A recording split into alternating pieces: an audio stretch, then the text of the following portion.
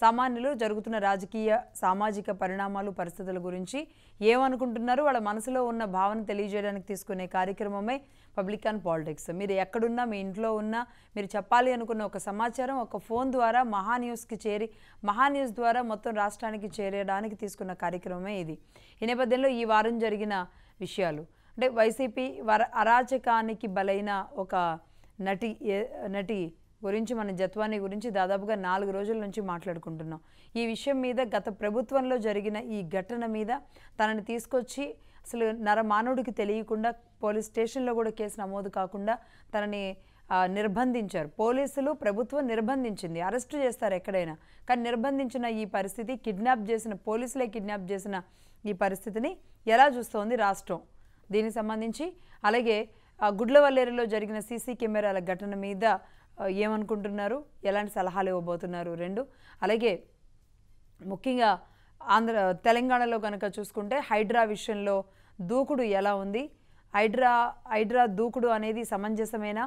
రేపు భవిష్యత్ హైదరాబాద్ నిర్మాణం చెక్కు చెదరకుండా భవిష్యత్ హైదరాబాద్ రేపు నీటిలో కలిసిపోకుండా మునిగిపోకుండా తీసుకున్న ఒక కఠినమైన చర్య అని రేవంత్ రెడ్డి సర్కార్ అలాగే ఆ కమిషనర్ రంగనాథ్ చెప్తున్నట్లుగా మరి ప్రజలు యాక్సెప్ట్ చేస్తున్నారా? పెద్దవాళ్ళ బిల్డింగ్స్ అన్నీ కూలిపోవడం, దాంట్లో పాటుగా పెద్దవాళ్ళు అమ్మినందుకు కొంతమంది సామాన్యులు కూడా ఇబ్బంది పడుతున్న దాన్ని మీరు ఎలా చూస్తారు?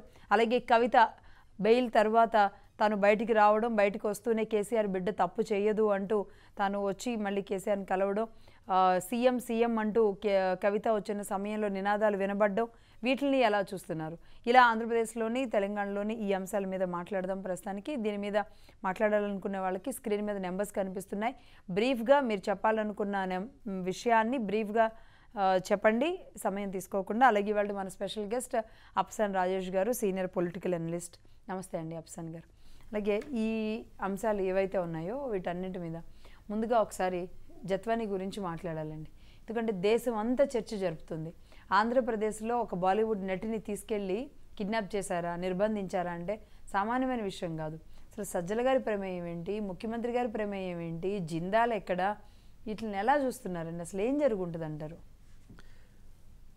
ముందుగా ప్యానల్లో జాయిన్ కాబోతున్న మిత్రులు అలాగే మహాన్యూస్ వీక్షకులందరూ కూడా శుభోదయం.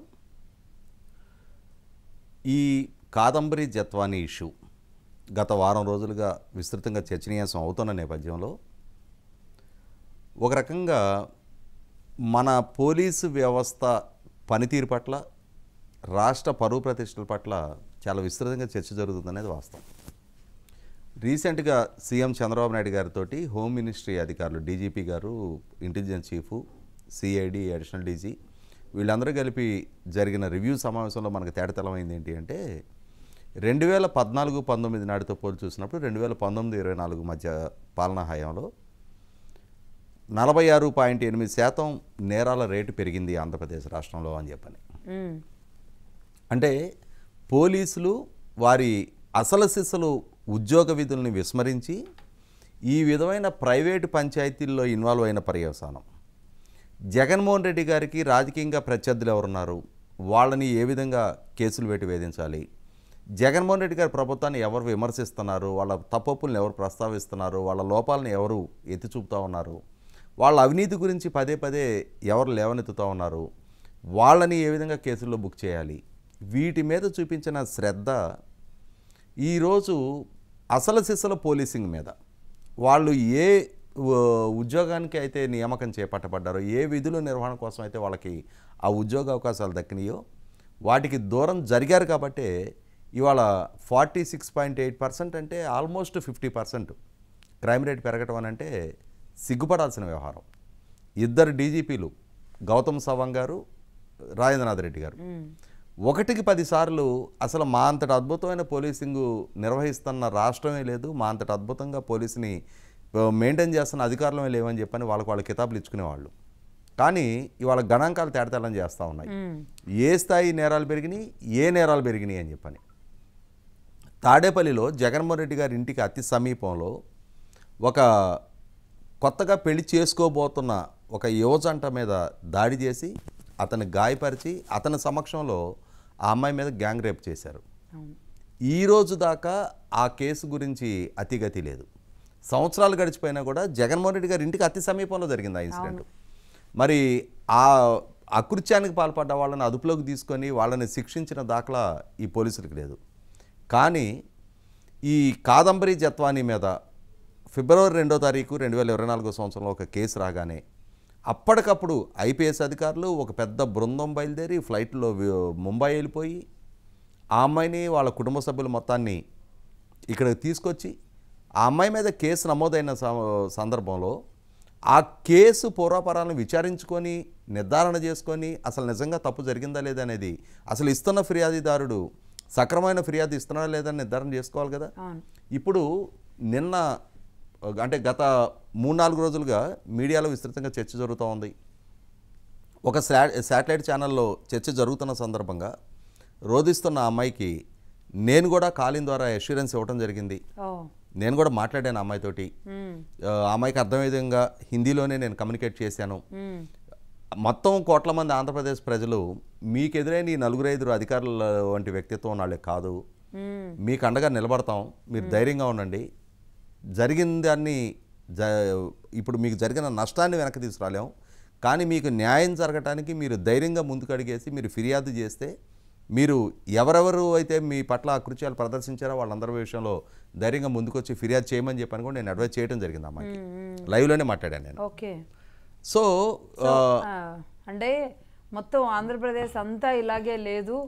అవును, కోట్ల మంది తెలుగు సమాజం ఉన్నారు. కోట్ల మంది తెలుగు సమాజం ఇటువంటి అకృత్యాలకు బలైన ఆడపిల్లలకి అండగా నిలబడతాం మేము, మీరు ధైర్యంగా ఉండమని కూడా నేను చెప్పడం జరిగింది. ఇక్కడ గమనించుకుంటే ఆ అమ్మాయిలు ఎవరెత్తుతున్న కొన్ని కీలకమైన అంశాలు, తను ఏ ఇంటి అడ్రస్లో అంటే ఇప్పుడు ఒక ఫేక్ డాక్యుమెంట్ తోటి కుక్కల విద్యాసాగర్ని అతని ఆస్తికి సంబంధించి ఈ అమ్మాయి ఒక ఫేక్ డాక్యుమెంట్ సృష్టించి ఆ డాక్యుమెంట్ ద్వారా అతన్ని ఆస్తిని కొట్టేసే ప్రయత్నం జరిగింది అని చెప్పని అతను ఫిర్యాదు చేశాడు. దానికి చూపించిన డాక్యుమెంట్ 2020 సంవత్సరంలో తన ఆ ఇల్లు కొనుక్కుంది. కానీ 2018 సంవత్సరంలో ఆ అగ్రిమెంట్ జరిగినట్టుగా ఆ ఇంటి అడ్రస్ తోటి మెన్షన్ చేశారు. అంటే తనకి ఆ ఇల్లు కొనుక్కున్న దగ్గర నుంచి అది తన కేర్ ఆఫ్ అడ్రస్ అవుద్ది. కానీ తను ఇల్లు కొనుక్కోవడానికి 2 సంవత్సరాల ముందే ఒక ఫేక్ డాక్యుమెంట్ చూపించి మరి అంటే వాళ్ళు వెరిఫై చేసుకోవాలా ఈ ఇల్లు ఎప్పుడు కొంది, ఆ ఇంట్లో ఎప్పటి నుంచి ఉంటుంది అని చెప్పని ఓ డాక్యుమెంట్ సృష్టించారు. దానికి 2018 డేట్ తోటి ఒక ఆర్కిస్ట్రేటెడ్ డాక్యుమెంట్. పైగా ఆ డాక్యుమెంట్ కొనుగోలు చేసింది 2023 సంవత్సరంలో ముంబై కళ్యాణ్లో కొనుగోలు చేశారు. అంటే 2023లో కొనుగోలు చేసిన స్టాంప్ పేపర్ మీద 2018లో ఎట్లా అగ్రిమెంట్ అయింది? అంటే ఇన్ని లోపాలు ఉన్నాయి దాంట్లో. వాటిని నిర్ధారణ చేసుకోకుండానే ఇంతమంది పోలీసులు బృందం ఐపీఎస్ అధికారుల స్థాయిలో అంటే ఎవరిని అరెస్ట్ చేయడానికి వెళ్తున్నారు? ఏదైనా ముంబై మీదకి దాడికి వచ్చిన పాకిస్తాన్ తీవ్రవాదులను అరెస్ట్ చేయడానికి వెళ్ళారు ఇంతమంది ఐపీఎస్ అధికారులతో ఫ్లైట్లు వేసుకొని. అంటే అక్కడ ఖచ్చితంగా మనకి అర్థమవుతున్నది ఒకటే, జగన్మోహన్ రెడ్డి గారి అక్రమాస్తుల కేసులు నమోదైన తీరు ఒకసారి మనం గమనించుకుంటే రాజశేఖర రెడ్డి గారు ముఖ్యమంత్రి హోదాలో ఏ కార్పొరేట్ సంస్థలకి ఏ డేటులో ఆయన నుంచి ప్రభుత్వ పరంగా లబ్ధి చేకూరింది, ఆ కార్పొరేట్ సంస్థలు జగన్మోహన్ రెడ్డి గారి సంస్థల్లో ఏ డేట్ను పెట్టుబడులు పెట్టారు అనేది, అంటే ముందు రాజశేఖర రెడ్డి గారి ప్రభుత్వం ద్వారా ఆ కార్పొరేట్ సంస్థలకు ఒక లబ్ధి చేకూరటం, ఆ తర్వాత ఆ కార్పొరేట్ సంస్థలు జగన్మోహన్ రెడ్డి గారి సంస్థలో పెట్టుబడులు పెట్టడం కొంచెం ముందు వెనక జరిగినాయి. అంటే ఒక్కొక్కసారి పెట్టుబడి పెట్టినాక ఆయన నుంచి లబ్ధి చేకూరింది, ఒక్కొక్కసారి పెట్టుబడులు ప్రభుత్వ పరంగా లబ్ధి చేకూరినాక పెట్టుబడులు పెట్టడం జరిగింది. వీటిని అన్నిటినీ ఆ డేట్లతో సహా నిర్ధారణ చేసి సిబిఐ క్విట్ ప్రోకో ఎస్టాబ్లిష్ అయింది. ప్రభుత్వ పరంగా కార్పొరేట్ సంస్థలకు లబ్ధి చేకూరటం, ఆ కార్పొరేట్ సంస్థల ద్వారా జగన్మోహన్ రెడ్డి గారి సంస్థలో పెట్టుబడులు పెట్టడం అనే క్విట్ ప్రోకోని ఎస్టాబ్లిష్ చేస్తా ఎలా అయితే సిబిఐ డాక్యుమెంట్ల ఎవిడెన్స్ తోటి విత్ ప్రూఫ్స్ తోటి కోర్టులో ఛార్జ్ షీట్ దాఖలు చేసిందో, ఇప్పుడు ఈ సంఘటన కూడా కాదంబరి జత్వానీ సజ్జన్ జిందాల్ మీద డిసెంబర్ 16వ తారీఖు ముంబైలో కేసు నమోదు చేస్తుంది. డిసెంబర్ 29వ తారీఖు రోజు సజ్జన్ జిందాల్ వచ్చి జగన్మోహన్ రెడ్డి గారిని కలుస్తాడు. అంటే తనకు అక్కడ ముంబైలో ఒక అసౌకర్యమైన పరిస్థితి ఎదురైంది కాబట్టి అక్కడ ముంబైలో కనుక తనకున్న డబ్బు హోదాతోటి సజ్జన్ జిందాల్ ఏం చిన్న వ్యక్తి కాదు, జేఎస్డబ్ల్యూ గ్రూప్ చైర్మన్. వాళ్ళ తమ్ముడు నవీన్ జిందాల్ ఇప్పుడు హర్యానా నుంచి బీజేపీ ఎంపీగా కొనసాగుతూ ఉన్నాడు. గతంలో కాంగ్రెస్ పార్టీలో ఉండేవాడు, ఇప్పుడు బీజేపీ నుంచి ఎంపీగా కొనసాగుతూ ఉన్నాడు. అవును. వాళ్ళ ఫాదర్ ఓపీ జిందాల్, చాలా పెద్ద పారిశ్రామికవేత్తల కుటుంబం. వాళ్ళు దేశవ్యాప్తంగా వాళ్ళకున్న డబ్బు పరపతితోటి ఎక్కడైనా మేనేజ్ చేయగలుగుతారు. కానీ వాళ్ళకి మనకి ఇట్లా చిటికేయంగానే మనకు రెస్పాండ్ అయ్యేది ఎవరు? ఇవన్నీ ఆలోచించుకుంటే వాళ్ళకి అతి నమ్మకస్తుడిగా కనపడింది జగన్మోహన్ రెడ్డి గారు. ఇది మొత్తం అండి ఇప్పుడు వరకు మీరు జరిగింది చెప్పారు కదా. సో జిందాల్కి తనకి ఉన్న ఇష్యూ, ఆ ఇష్యూలో కుక్కల విద్యాసాగర్ అండగా నిలబడ్డాడు. కుక్కల విద్యాసాగర్కి సజ్జల గారు అండగా నిలబడ్డారు. సజ్జల గారికి జగన్మోహన్ రెడ్డి గారు, జిందాల్ టు జగన్ మళ్ళీ పాత కనెక్షన్ మళ్ళీ లింక్ అయింది. ఇక్కడ ఒక విషయం చెప్పాలి మనం. అసలు ఈ సజ్జన్ జిందాల్కి జగన్మోహన్ రెడ్డి గారికి ఉన్న సంబంధం ఏంటి? ఓకే, జగన్మోహన్ రెడ్డి గారు 2023 మార్చిలో, అంటే వాస్తవంగా ఆయన 2019లో ముఖ్యమంత్రిగా బాధ్యతలు చేపట్టిన తర్వాతే కడప జిల్లాలో ఉన్న స్టీల్ ప్లాంట్, అంటే కడప జిల్లాలో విభజన చట్టంలో ప్రతిపాదించిన స్టీల్ ప్లాంట్ చంద్రబాబు నాయుడు గారి ప్రభుత్వం ఒకసారి శంకుస్థాపన చేస్తే, అవును, చంద్రబాబు నాయుడు గారు ఎన్నికలకు ముందు దాన్ని శంకుస్థాపన చేశారు. దాన్ని ఓట్ల అంశంగా మలుచుకునే ప్రయత్నం చేశారు. ఆయనకి అధికారం కోల్పోతున్నానని చెప్పని తెలుసుండి ప్రజలను మభ్యపెట్టే ప్రయత్నం చేశాడు. నేను ఇప్పుడు అధికారంలోకి వచ్చిన 6 నెలల్లో శంకుస్థాపన చేస్తున్నా, ఇది నా చిత్తశుద్ధికి నిదర్శనం. నాకు ఇక్కడి నుంచి 5 సంవత్సరాల కాలం ప్రభుత్వం అధికారంలో ఉండే ఆస్కారం ఉంది. నేను 3 సంవత్సరాల్లోగా ఈ ప్లాంట్ పూర్తి చేసి 25,000 మంది కడప స్థానిక ప్రజలకు ఉద్యోగాలు కల్పిస్తానని చెప్పని 2019లో ఆయన ముఖ్యమంత్రిగా బాధ్యతలు చేపట్టిన ఫస్ట్ 6 మంత్స్ లోపు శంకుస్థాపన చేశాడు. అదే స్టీల్ ప్లాంట్ని మళ్ళీ 2023 మార్చి నెలలో ఈ సజ్జన్ జిందాల్ గారితో కలిపి జేఎస్డబ్ల్యూ గ్రూప్ ఇక్కడ ఏర్పాటు చేస్తుందని మరొకసారి శంకుస్థాపన చేశాడు. అంటే చంద్రబాబు నాయుడు గారు ఏమో ఎన్నికల ముందు శంకుస్థాపన చేస్తే మభ్యపెట్టడం కోసం, మరి 2024లో ఎన్నికలు ఉండగా 2023లో మరొకసారి 5 సంవత్సరాల పుణ్యకాలంలో 4 ఏళ్ళు గడిపేసి మళ్ళీ తిరిగి శంకుస్థాపన చేసి అది ఓట్ల కోసం కాదు. ఆ రోజు ఇదే సజ్జన్ జిందాలు ఆ భూమి పూజలో పాల్గొని ఆ రోజు జరిగిన బహిరంగ సభలో అతను చేసిన ప్రసంగం ఏంటి? నాకు ఎప్పటి నుంచో రాజశేఖర రెడ్డి గారితో సన్నిహిత సంబంధాలు ఉండేవి, చాలా కార్డియల్ రిలేషన్స్ ఉండేవి. ఆ రోజు రాజశేఖర రెడ్డి గారు మా అబ్బాయి జగన్మోహన్ రెడ్డి కంపెనీస్ ఏర్పాటు చేస్తూ ఉన్నాడు, తనకి కార్పొరేట్ నిర్వహణ గురించి మీరు తర్ఫీదు ఇవ్వండి, మీరు తనకి మెలకువలు నేర్పండి అని అంటే జగన్మోహన్ రెడ్డి గారు తను యంగ్స్టర్గా ఉన్నప్పుడు ఓ 16-17 years back when he was an young boy అని చెప్పాడు. ముంబై వచ్చి నన్ను కలిశాడు అని చెప్పడం జరిగింది. సో చిన్నప్పటి నుంచి బంధం. సో ఆ అవినాభావ సంబంధంతో ఎప్పుడైతే సజ్జన్ జిందాల్ గారు వచ్చి ముంబైలో నాకు ఇటువంటి పరిస్థితి ఒకటి ఎదురైంది అని అంటే ఓకే మనం హ్యాండిల్ చేద్దాం అని చెప్పని అష్యూరెన్స్ ఇచ్చి పంపించిన నేపథ్యంలో, ఓకే, సో ఇది అసలు కుక్కల విద్యాసాగర్ సజ్జల రామకృష్ణారెడ్డి గారు కూడా నామినల్ గా ఎంక్వైరీ చేశారు. అసలు ఎవరు ఈ అమ్మాయి, ఈ అమ్మాయికి ఉన్న పూర్వరంగం ఏంటి అంటే, ఓ మన పార్టీ వాడికే ఆ అమ్మాయితో గతంలో కొంత సంబంధ బాంధవ్యాలు ఉండేవి అని చెప్పని కుక్కల విద్యాసాగర్ ఐడెంటిఫై అయ్యాడు. ఓకే ఓకే, కుక్కల Vidyasagar YCP party ZP chairman గా పనిచేసిన కుక్కల నాగేశ్వరరావు గారి కొడుకు. 2014 అసెంబ్లీ ఎలక్షన్స్ లో వైసీపీ నుంచి పెనమలూరు నియోజకవర్గంలో పోటీ చేసిన అభ్యర్థి. కాబట్టి పార్టీ పరంగా వీళ్ళకి సన్నిహిత సంబంధాలు ఉన్న వ్యక్తి. ఇతనికి ఆ అమ్మాయితో వ్యక్తిగత పూర్వపరిచయం ఉంది. ఆ పూర్వపరిచయం ఉన్న అంశాన్ని వీళ్ళకి ముందు ఐడెంటిఫై చేసి పోలీసులు ఇతన్ని పిలిపించి, సో కుక్కల విద్యాసాగర్కి జిందాల్కి ఎలాంటి సంబంధం లేదు, వాళ్ళకి సంబంధం లేదు. ఇది 100% పాళ్ళు. ఇప్పుడు కుక్కల విద్యాసాగర్ చెప్తే పిఎస్ఆర్ ఆంజనేయులు, కాంతిరాణ టాటా, విశాల్ గున్ని వీళ్ళందరూ ఎందుకు మోటివేట్ అవుతారు, వీళ్ళందరూ ఎందుకు రెస్పాండ్ అవుతారు? అతని స్థాయికి వీళ్ళందరూ రెస్పాండ్ కారు కదా, కుమారుడు కాబట్టి ఇక్కడ 100% పాళ్ళు అసలు సిసలు హెడ్ హ్యాండ్స్ నుంచి ఆదేశాలు వస్తేనే ఇంత వేగంగా, అంటే ఫిబ్రవరి 2వ తారీఖు ఫిర్యాదు అందితే 3వ తారీఖు బయలుదేరి లెస్ దాన్ 24 అవర్స్ ఇక్కడి నుంచి బయలుదేరి ముంబై వెళ్ళారు. నిన్న సాక్షిలో ఒక కథనం చూసాం, ముంబై నుంచి ట్రాన్సిట్ వారెంట్ మీద ఇక్కడికి తీసుకొచ్చారు అని చెప్పాను. ఎస్, ట్రాన్సిట్ వారెంట్ మీద తీసుకొచ్చారు అనేది సాక్షి కథనమే నిజం అనుకుందాం మనం. ట్రాన్సిట్ వారెంట్ మీద తీసుకొస్తే ఇమ్మీడియట్గా ఇక్కడ కోర్టులో ప్రొడ్యూస్ చేయాలి కదా, గెస్ట్ హౌస్లో ఎట్లా ఉంచుతారు? గెస్ట్ హౌస్లో ఎలా పెడతారు? నీకు ట్రాన్సిట్ వారెంట్ మీద తీసుకొచ్చావు అంటే నువ్వు అరెస్ట్ నిర్ధారణ జరిగినట్టుగా, నువ్వు అరెస్ట్ చేసి అక్కడ కోర్టులో ప్రొడ్యూస్ చేసి ట్రాన్సిట్ వారెంట్ మీద తీసుకొచ్చినట్టుగా సాక్షిలో రాస్తున్నావు. అదే నిజమైతే ఇబ్రహీంపట్నం వీటీపీఎస్ గెస్ట్ హౌస్లో ఎందుకు ఉంచారు? అసలు ఉంచడానికి కారణం ఏంటి? ఆ అమ్మాయిని ఇక్కడ కోర్టులో ప్రొడ్యూస్ చేసి రిమాండ్కి పంపించి విచారించాలి అనుకుంటే కస్టడీ పిటిషన్ మీద దాఖలు చేసి తీసుకోవాలి. ఆ అమ్మాయిని విచారించాలి, వివరాలు రాబట్టాలి అనుకుంటే కస్టడీ పిటిషన్ దాఖలు చేసి అప్పుడు కోర్టు అనుమతితో విచారించాలి. ఇక్కడ జరిగింది ఏంటి అంటే అన్ని వైలేషన్సే. అంటే ఇన్ని రకాల అకృత్యాలకి పోలీసులు పాల్పడి అసలు సిసల పోలీసింగ్ను వదిలేసి నేరాల రేటు 46.8% పెరిగిన ఘన చరిత్ర వీళ్ళ కింద పెట్టుకొని వీళ్ళు ప్రజలు కట్టిన పన్నుల నుంచి జీతాలు తీసుకుంటున్నాం, మేము ప్రభుత్వ ఉద్యోగులం, సమాజానికి బాధ్యులం, రూల్ ఆఫ్ లాకి కట్టుబడి పనిచేయాలనే అంశాన్ని విస్మరించి ఇవాళ రాష్ట్ర ప్రతిష్టను మంటగలిపారు.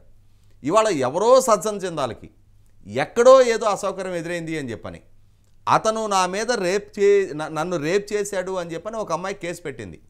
ఇక్కడ నిన్నటి నుంచి చూస్తున్నాం మనం, ఈ అమ్మాయికి హనీ ట్రాప్లకి పాల్పడటం అనేది హ్యాబిచువల్ అఫెండర్, కార్పొరేట్ ప్రముఖుల్ని ట్రాప్ చేస్తుంది అని చెప్పని కథనాలు వండివచ్చారు కదా.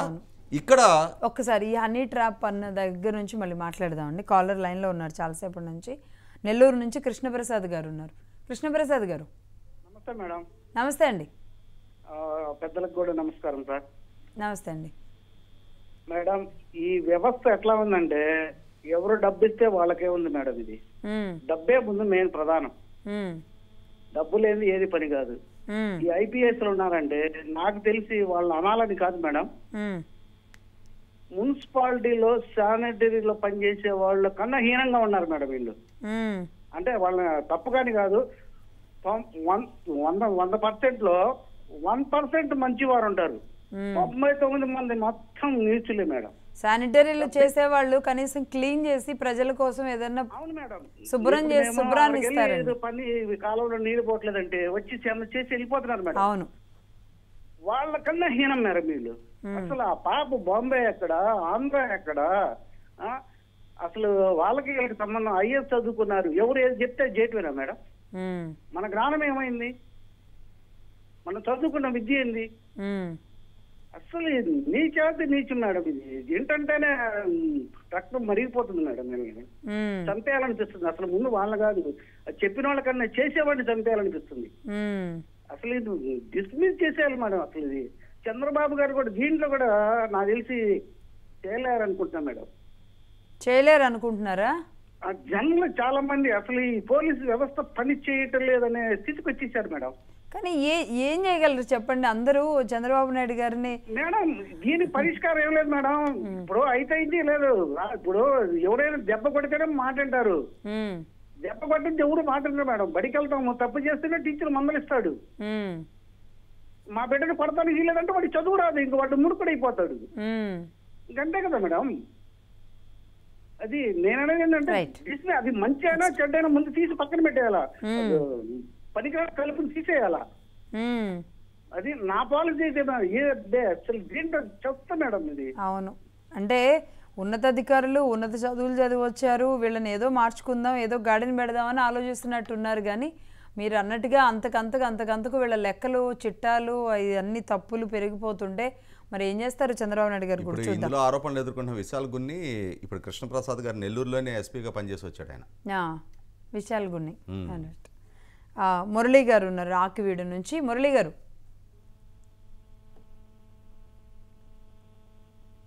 చెప్పండి.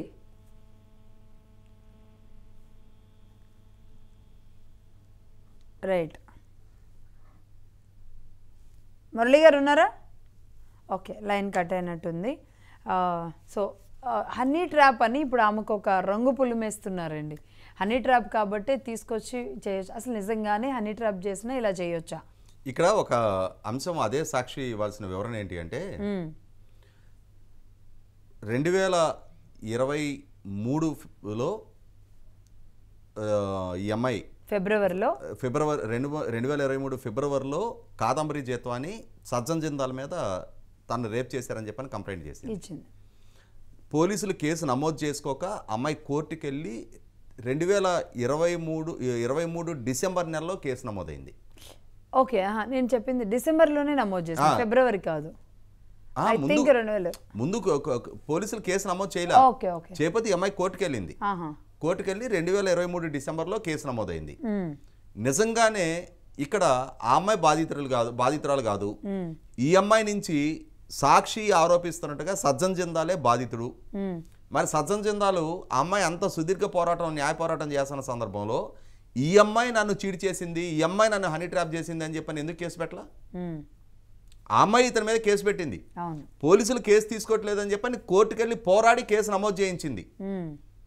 ఆ అమ్మాయి తనకు న్యాయం జరగాలని చెప్పని పోరాట తత్వాన్ని ప్రదర్శించింది కాబట్టి అంత సుదీర్ఘ పోరాటం చేసింది. ఆ అమ్మాయి న్యాయాన్ని కాంక్షించట్లేదు, ఆ అమ్మాయి బ్లాక్ మెయిలర్, ఆ అమ్మాయి హనీ ట్రాప్కి పాల్పడుతుంది అని సాక్షి ఆరోపిస్తున్నది నిజమైతే సజ్జన్ జిందాలు ఎంత స్థాయి హోదా ఉన్నాళ్ళు, ఎంత లీగల్ టీం ఉంటుంది వాళ్ళకి, వాళ్ళ చేత ఈ అమ్మాయి నన్ను మోసం చేసింది, నన్ను ట్రాప్ చేస్తుంది, నన్ను బ్లాక్మెయిల్ చేస్తుంది అని చెప్పని సాక్ష్యాధారాలతో ఆ అమ్మాయి నేరాన్ని ఎస్టాబ్లిష్ చేసే కేసు అతను నమోదు చేయాలిగా. ఎందుకని చేయలే? అంటే ఇవి ఎవరు పరిశీలించరు, వీటిని ప్రస్తావించరు అని చెప్పని ఇష్టరీతిన వ్యక్తిత్వ హననానికి పాల్పడే ప్రయత్నం ఎవరు చేస్తున్నారు? ఎవరైతే తన సొంత తోడబుట్టిన చెల్లెల వ్యక్తిత్వానికి పాల్పడ్డారో, తన సొంత చిన్నాన్న కుమార్తె డాక్టర్ సునీత గారి వ్యక్తిత్వ హననానికి పాల్పడ్డ సాక్షి సజ్జల రామకృష్ణారెడ్డి గారు ప్రెస్ మీట్లు పెట్టి ఆ సాక్షిలోనే కథనాలు రాయించారు. వివేకానంద రెడ్డి గారి హత్యకి డాక్టర్ సునీత గారు ఆమె భర్త రాజశేఖర రెడ్డి గారే బాధ్యులు అని చెప్పని ఆ సాక్షి ఇవాళ ఏ సాక్షి అయితే ఇది నారాసుర రక్త చరిత్ర అని చెప్పని రాశారు, ఏ సాక్షిలో అయితే 37 మంది సీఎంలో 33 కమ్మ సామాజిక వర్గీయులే ఉన్నారు అని చెప్పిన జగన్మోహన్ రెడ్డి గారి మాటలను తూచే తప్పకుండా పబ్లిష్ చేశారు. అదే సాక్షి ప్రజల్ని తప్పుదో పట్టించిన సాక్షి ఈరోజు సజ్జన్ జిందాల్ని ఆయనని కాపాడటం కోసం జగన్మోహన్ రెడ్డి గారి ఆదేశాలు తూచా తప్పకుండా పాటించిన ఐపీఎస్ అధికారుల రెస్క్యూ కోసం అని చెప్పని ఇవాళ ఎవరో కదా ఎక్కడో ముంబైలో ఉండే అమ్మాయి కథనాలు వండివచ్చు. ఇవాళ నా చెల్లెల గురించి రాస్తేనే దిక్కుమొక్కు లేదు, నా చిన్నాన్న కుమార్తె గురించి రాస్తేనే దిక్కుమొక్కు లేదు, రాష్ట్రంలో ఏ మహిళా నాయకురాల గురించి రాసినా దిక్కుమొక్కు లేదు. ప్రజలు ఇవన్నీ పరిగణలోకి తీసుకున్నారు కాబట్టి ఇవాళ జగన్మోహన్ రెడ్డి గారికి ఎటువంటి తీర్పు దక్కింది ప్రజల నుంచి అనేది ఒక స్పష్టత ఉన్నా కూడా ఆ సాక్షి వైఖరిలో మార్పు లేదు. మీరు అన్నట్టు సొంత రక్త సంబంధం, సొంత చెల్లి, ఇంటి ఆడబిడ్డ విషయంలోనే ఇంత కఠినంగా ఉండే వాళ్ళకి ఎక్కడో ఉన్న జత్వాని ఏమైపోతే ఎవరికేం కావాలి? అసలు షర్మిల గారిని ఉద్దేశించి ఏ రకంగా సోషల్ మీడియాలో ట్రోల్ చేశారు? అరే నా పార్టీ సోషల్ మీడియా కార్యకర్తలు నా చెల్లిని ట్రోల్ చేయటం ఏంటి? మా మధ్య రాజకీయ విభేదాలు ఇంకోటో మా మధ్య వ్యక్తిగత విభేదాలు ఉన్నా అది మేము సార్ట్అవుట్ చేసుకుంటాం, పార్టీ కేడర్గా మీకేం సంబంధం అని చెప్పిన వాళ్ళని కట్టడి చేయాల్సిన జగన్మోహన్ రెడ్డి గారు అసలు ఆయన కూతురే కాదు అనే దాకా తీసుకెళ్ళి అదే అంటున్నా.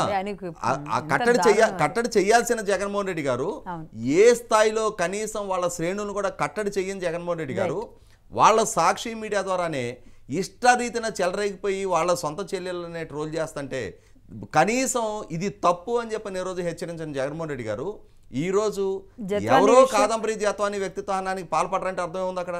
అవును, రైట్ అండి. కాలర్ లైన్లో ఉన్నారు, ఖమ్మం నుంచి రమేష్ గారు కాల్ చేశారు. రమేష్ గారు నమస్తే మేడం. నమస్తే అండి. పోలీస్ వ్యవస్థ, విద్యా వ్యవస్థ ఛానల్లో ఉన్న వాళ్ళకి నమస్కారం అండి. నమస్తే అండి. పోలీస్ వ్యవస్థ, విద్యా వ్యవస్థ, రెవెన్యూ వ్యవస్థను ప్రక్షాళన చేయకపోతే కష్టం అండి. గవర్నమెంట్ మొత్తం వ్యవస్థ మూడింటిని ప్రక్షాళన చేయకపోతే ఇప్పుడు ఎమ్మెల్యేలు సిఫార్సులు చేసిన లెటర్లు ఇచ్చి పోలీసులకి, రెవెన్యూ వాళ్ళకి ఎమ్మెల్యేలు పోస్టింగ్ ఇప్పించుకోవడం ఏంటండి వాళ్ళ కాన్స్టిట్యున్సీలో? వాళ్ళకి ఏం సంబంధం అండి? రాజకీయానికి, గవర్నమెంట్ సెక్టార్కి వాళ్ళు చెప్పిన వాళ్ళకి పోస్టింగ్ ఇచ్చి వాళ్ళ ఇంట్లో కిరాణా సరుకులు కూడా తెప్పించుకుంటున్నారు. అంటే వాళ్ళ దగ్గర ప్రజలకు మంచి చేయడానికా లేకపోతే పాడు చేయడానికా? ఈ వ్యవస్థ మొత్తం ఎట్లాగా నాశనం అయింది. ఇప్పుడు ఇలాంటి సినిమా యాక్టర్ల మీద ఈ కేసు ఉందండి, వీళ్ళు ఏదేం చేయగలుగుతారు రాజకీయ అండదండలు ఉంటే? జత్వాని ముంబై నుంచి చేసుకొచ్చిందే కాదండి, ఇంకా మన దగ్గర మన తెలుగు రాష్ట్రాల్లో ఇలాంటివి చాలా ఉన్నాయి. అసలు ఎమ్మెల్యే సిఫార్సు లెటర్లతో పోస్టింగ్లు ఇవ్వడం చాలా తప్పు అండి. అసలు రాజకీయానికి గవర్నమెంట్ వ్యవస్థను మార్చిన రోజే చంద్రబాబు గారు ముందుకు పోగలుగుతుంది. చంద్రబాబు గారు 94 ఫస్ట్ ముఖ్యమంత్రిగా ఉన్నప్పుడు చాలా బాగుంది గవర్నమెంట్. ఆ పద్ధతిలో చేస్తేనే ఇప్పుడు గవర్నమెంట్ మన వ్యవస్థని బాగు చేయగలుగుతాం, లేకపోతే కష్టం అండి. జగన్మోహన్ రెడ్డి గారు మొత్తం వ్యవస్థనే నాశనం చేసి వెళ్ళిపోయారు. దాన్ని కంట్రోల్ చేయాలంటే ఇప్పుడు ఎమ్మెల్యేలు మొత్తం వైఎస్ఆర్ ఎమ్మెల్యేలు లాగానే ఇప్పుడు ఈ ఎమ్మెల్యేలు కూడా కొంతమంది ఎప్పుడు సంపాదించుకున్నామా, ఎప్పుడు తొందరగా కోటీశ్వర్లు అవుదామా, ప్రజాసేవ కంటే డబ్బు మీద ఎక్కువ దృష్టి పెడుతున్నారు. ముందు ఆ వ్యవస్థ వాళ్ళందరినీ కంట్రోల్ చేసిన రోజు మొత్తం వ్యవస్థ మొత్తం బాగుపడుద్ది. ఎగ్జాక్ట్లీ, రైట్ అండి. కాకపోతే కష్టమైంది. అవునండి, రైట్. థ్యాంక్ యూ రమేష్ గారు. కాదర్ బాషా గారు ఉన్నారు విజయవాడ నుంచి. కాదర్ బాషా గారు. నమస్కారం లక్ష్మి గారు. నమస్తే అండి, చెప్పండి. రాజేష్ గారు, అప్సాన్ రాజేష్ గారు. హలో, చెప్పండి చెప్పండి. మీరు లక్ష్మి గారు, మన టీడీపీ ముఖ్యమంత్రి గారు 40 సంవత్సరాలు ఉన్న వాళ్ళని వాళ్ళు పోలీసులు అర్ధరాల పూట వెళ్ళి దౌర్జన్యంగా అరెస్ట్ చేశారు, నాన్న ఇబ్బంది పెట్టారు. ఎక్కడో ఉన్న బొంబాయిలో ఉన్న వాళ్ళని ఇబ్బంది పెడతాం తాపే ఉందండి. చంద్రబాబు నాయుడు గారు ఆయన ఎవరైతే ఇబ్బంది పెట్టారో ముందు వాళ్ళని తీసుకెళ్లి వాళ్ళ మీద కేసులు పెట్టి వాళ్ళందరూ లైన్ చేస్తే మొత్తం బాగుంటుందండి. అంతే తప్ప నేను టీడీపీ కార్యకర్తని అసలు ఆయన కన్నీళ్లు పెట్టుకుంది. అర్ధరాత్రి పూట తీసుకొచ్చి ఆయన అరెస్ట్ చేసి తలుపు కొట్టి కారు దౌర్జన్యంగా చేసి నాన్న ఇబ్బంది పెట్టారు. అక్కడ ఎక్కడో ఉన్నామని తీసుకొచ్చి ఇబ్బంది పెడతాం బాధే ఉందండి.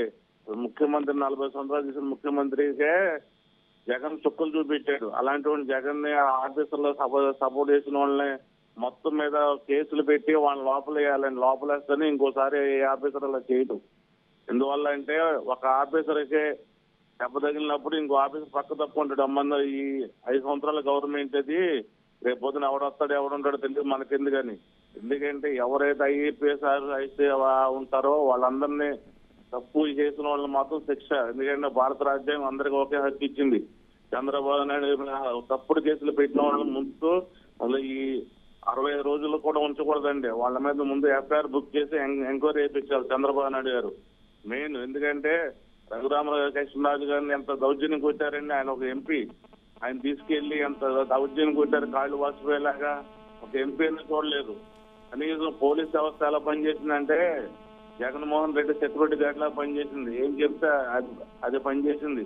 అంతే తప్ప పోలీసు మన లా అండ్ ఆర్డర్ మనం ఎలా ట్రైనింగ్ తీసుకున్నాం ఎలా చేసామని మర్చిపోయిందండి 5 సంవత్సరాలు. మా విజయవాడలో కూడా మా 1 టౌన్ లో కూడా ఎన్నో సెటిల్మెంట్ చేశారండి. ఎల్లంపల్లి గారు మామూలు సెటిల్మెంట్ చేయలేదండి. పిలిపించి నోట్ల మీద సంతకాలు పెట్టి మొత్తం చేశారు. అలా ఎన్నో చేశారు ప్రైవేట్ సెటిల్మెంట్లు.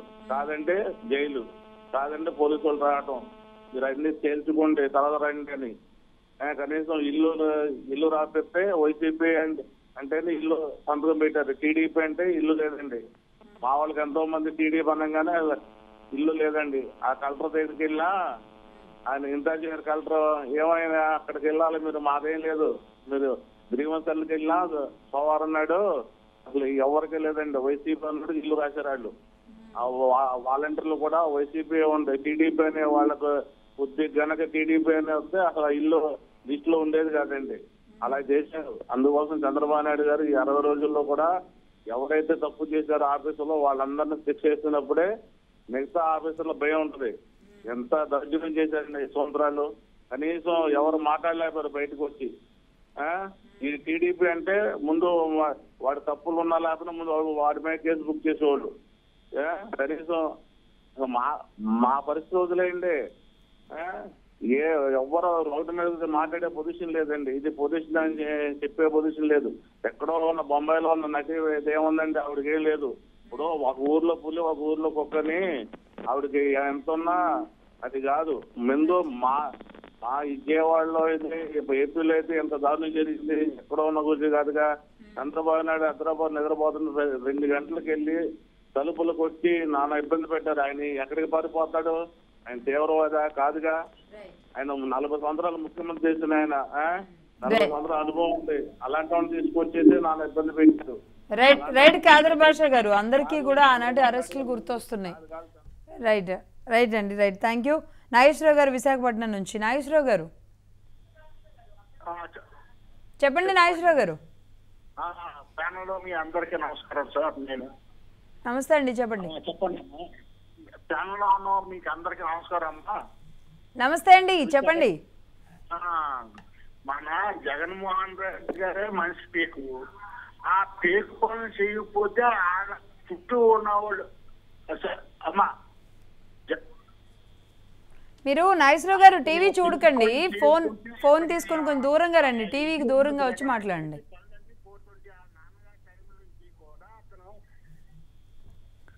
రైట్. ఆయనే ఒక ఇదండి. జగన్మోహన్ రావు గారు వాళ్ళ నాన్నగారి టైంలోనే అన్ని కూడా ల్యాండ్లు అన్ని రాయించుకొని ఎలాగా మనం క్లైమ్ ఎలా చేయాలన్నది వాళ్ళకి తెలుసు, డబ్బులు సంపాదించుకునే ఐడియా. ఇప్పుడు ఇందులో కూడా అతనికి ఎంతో కొంత డబ్బులు మొత్తాయి. వాళ్ళ పార్టీకి అందరికీ ఉన్న వాళ్ళందరూ కూడా తన చుట్టూ ఉన్న వాళ్ళందరూ కూడా డబ్బులు సంపాదించుకునే జనమే. వీళ్ళు నిజంగా ప్రజాసేవ చేస్తాక రాలేదు, డబ్బులు దోచుకోవటానికి వచ్చారు. ఇలాంటి వాళ్ళు ఏంటంటే మొత్తం కింద లెవెల్ నుంచి మన అడ్మినిస్ట్రేషన్ లో ఉన్న ప్రతి కింద క్యూన్ కాంచి కూడా వాళ్ళ ఆస్తులు అన్ని ఎంక్వైరీ చేయాలి. వాళ్ళు జగన్మోహన్ రెడ్డి గారు ఛార్జెస్ తీసుకున్న సంవత్సరం కాంచి వాళ్ళ ఆస్తులు ఎంక్వైరీ చేయాలి. వాళ్ళు డబ్బులు ఎవరు తీసుకున్నది తెలిసిపోద్ది. అలా సంపాదించిన వాళ్ళందరినీ ఉద్యోగం తీసేసి కొత్త కూడా ఉద్యోగం కల్పించినట్టు అవుతుంది. వీళ్ళందరినీ రిజ్యూ చేసి బయటికి తీసేయాలి. ఆంధ్రప్రదేశ్లో అంత పెద్ద నిర్ణయం తీసుకుంటే అదో పెద్ద వింతే అవుతుందండి. మొత్తం స్వాతంత్రం వచ్చిన తర్వాత ఒక రాష్ట్రంలో జరిగిన అతి పెద్ద వింత అవుతుంది. జగన్మోహన్ రెడ్డి పాట పాడే జనమే ఉన్నారు ఎక్కువ. జస్ట్ మీకు అనంతపురం లిసెట్ కేసు చూడండి. అశ్విత్ రెడ్డి గారు నిలబడి ఇది చేస్తే ఒక సిఐ ఎమ్మెల్యే మాట ఆలకిస్తాడా? వాళ్ళు తీసుకెళ్లి అడుగుల్లో వేసేస్తే శుభ్రంగా ట్రాన్స్ఫర్ చేసేస్తే సరిపోతుంది కదా. మరి ఎక్కడ ఎంచుకుంటాడు ఆ సిఐని? ఉంచుకోవచ్చు కదా. నువ్వు ప్రజలు ధనం దోస్తా ఉంటే అది సపోర్ట్ చేస్తా ఉంటే వీటికి డబ్బులు ఎన్ని తిన్నాడు ఇది ఆ సిఐ? ఎలాంటి వాళ్ళు అందరినీ రోడ్డు మీద పెట్టి యాంగిల్ చేసేయాలండి. అప్పుడే మనం ఆంధ్రప్రదేశ్ బాగుపడుతుంది, లేకపోతే బాగుపడుతుంది. రైట్ నాగేశ్వరరావు గారు, ఎంత ఆవేశంగా ఉన్నారు ఒక్కొక్కరు ఈ విషయంతో. అన్ని గతం అంతా గుర్తు చేస్తున్నారు. కిష్టప్ప గారు ధర్మవరం నుంచి. కిష్టప్ప గారు మేడం నమస్తే. మేడం నమస్తే అండి. మేము అనంతపురం డిస్ట్రిక్ట్ ధర్మవరం నియోజకవర్గం నుంచి మారలేంత కిష్టప్ప నా పేరు.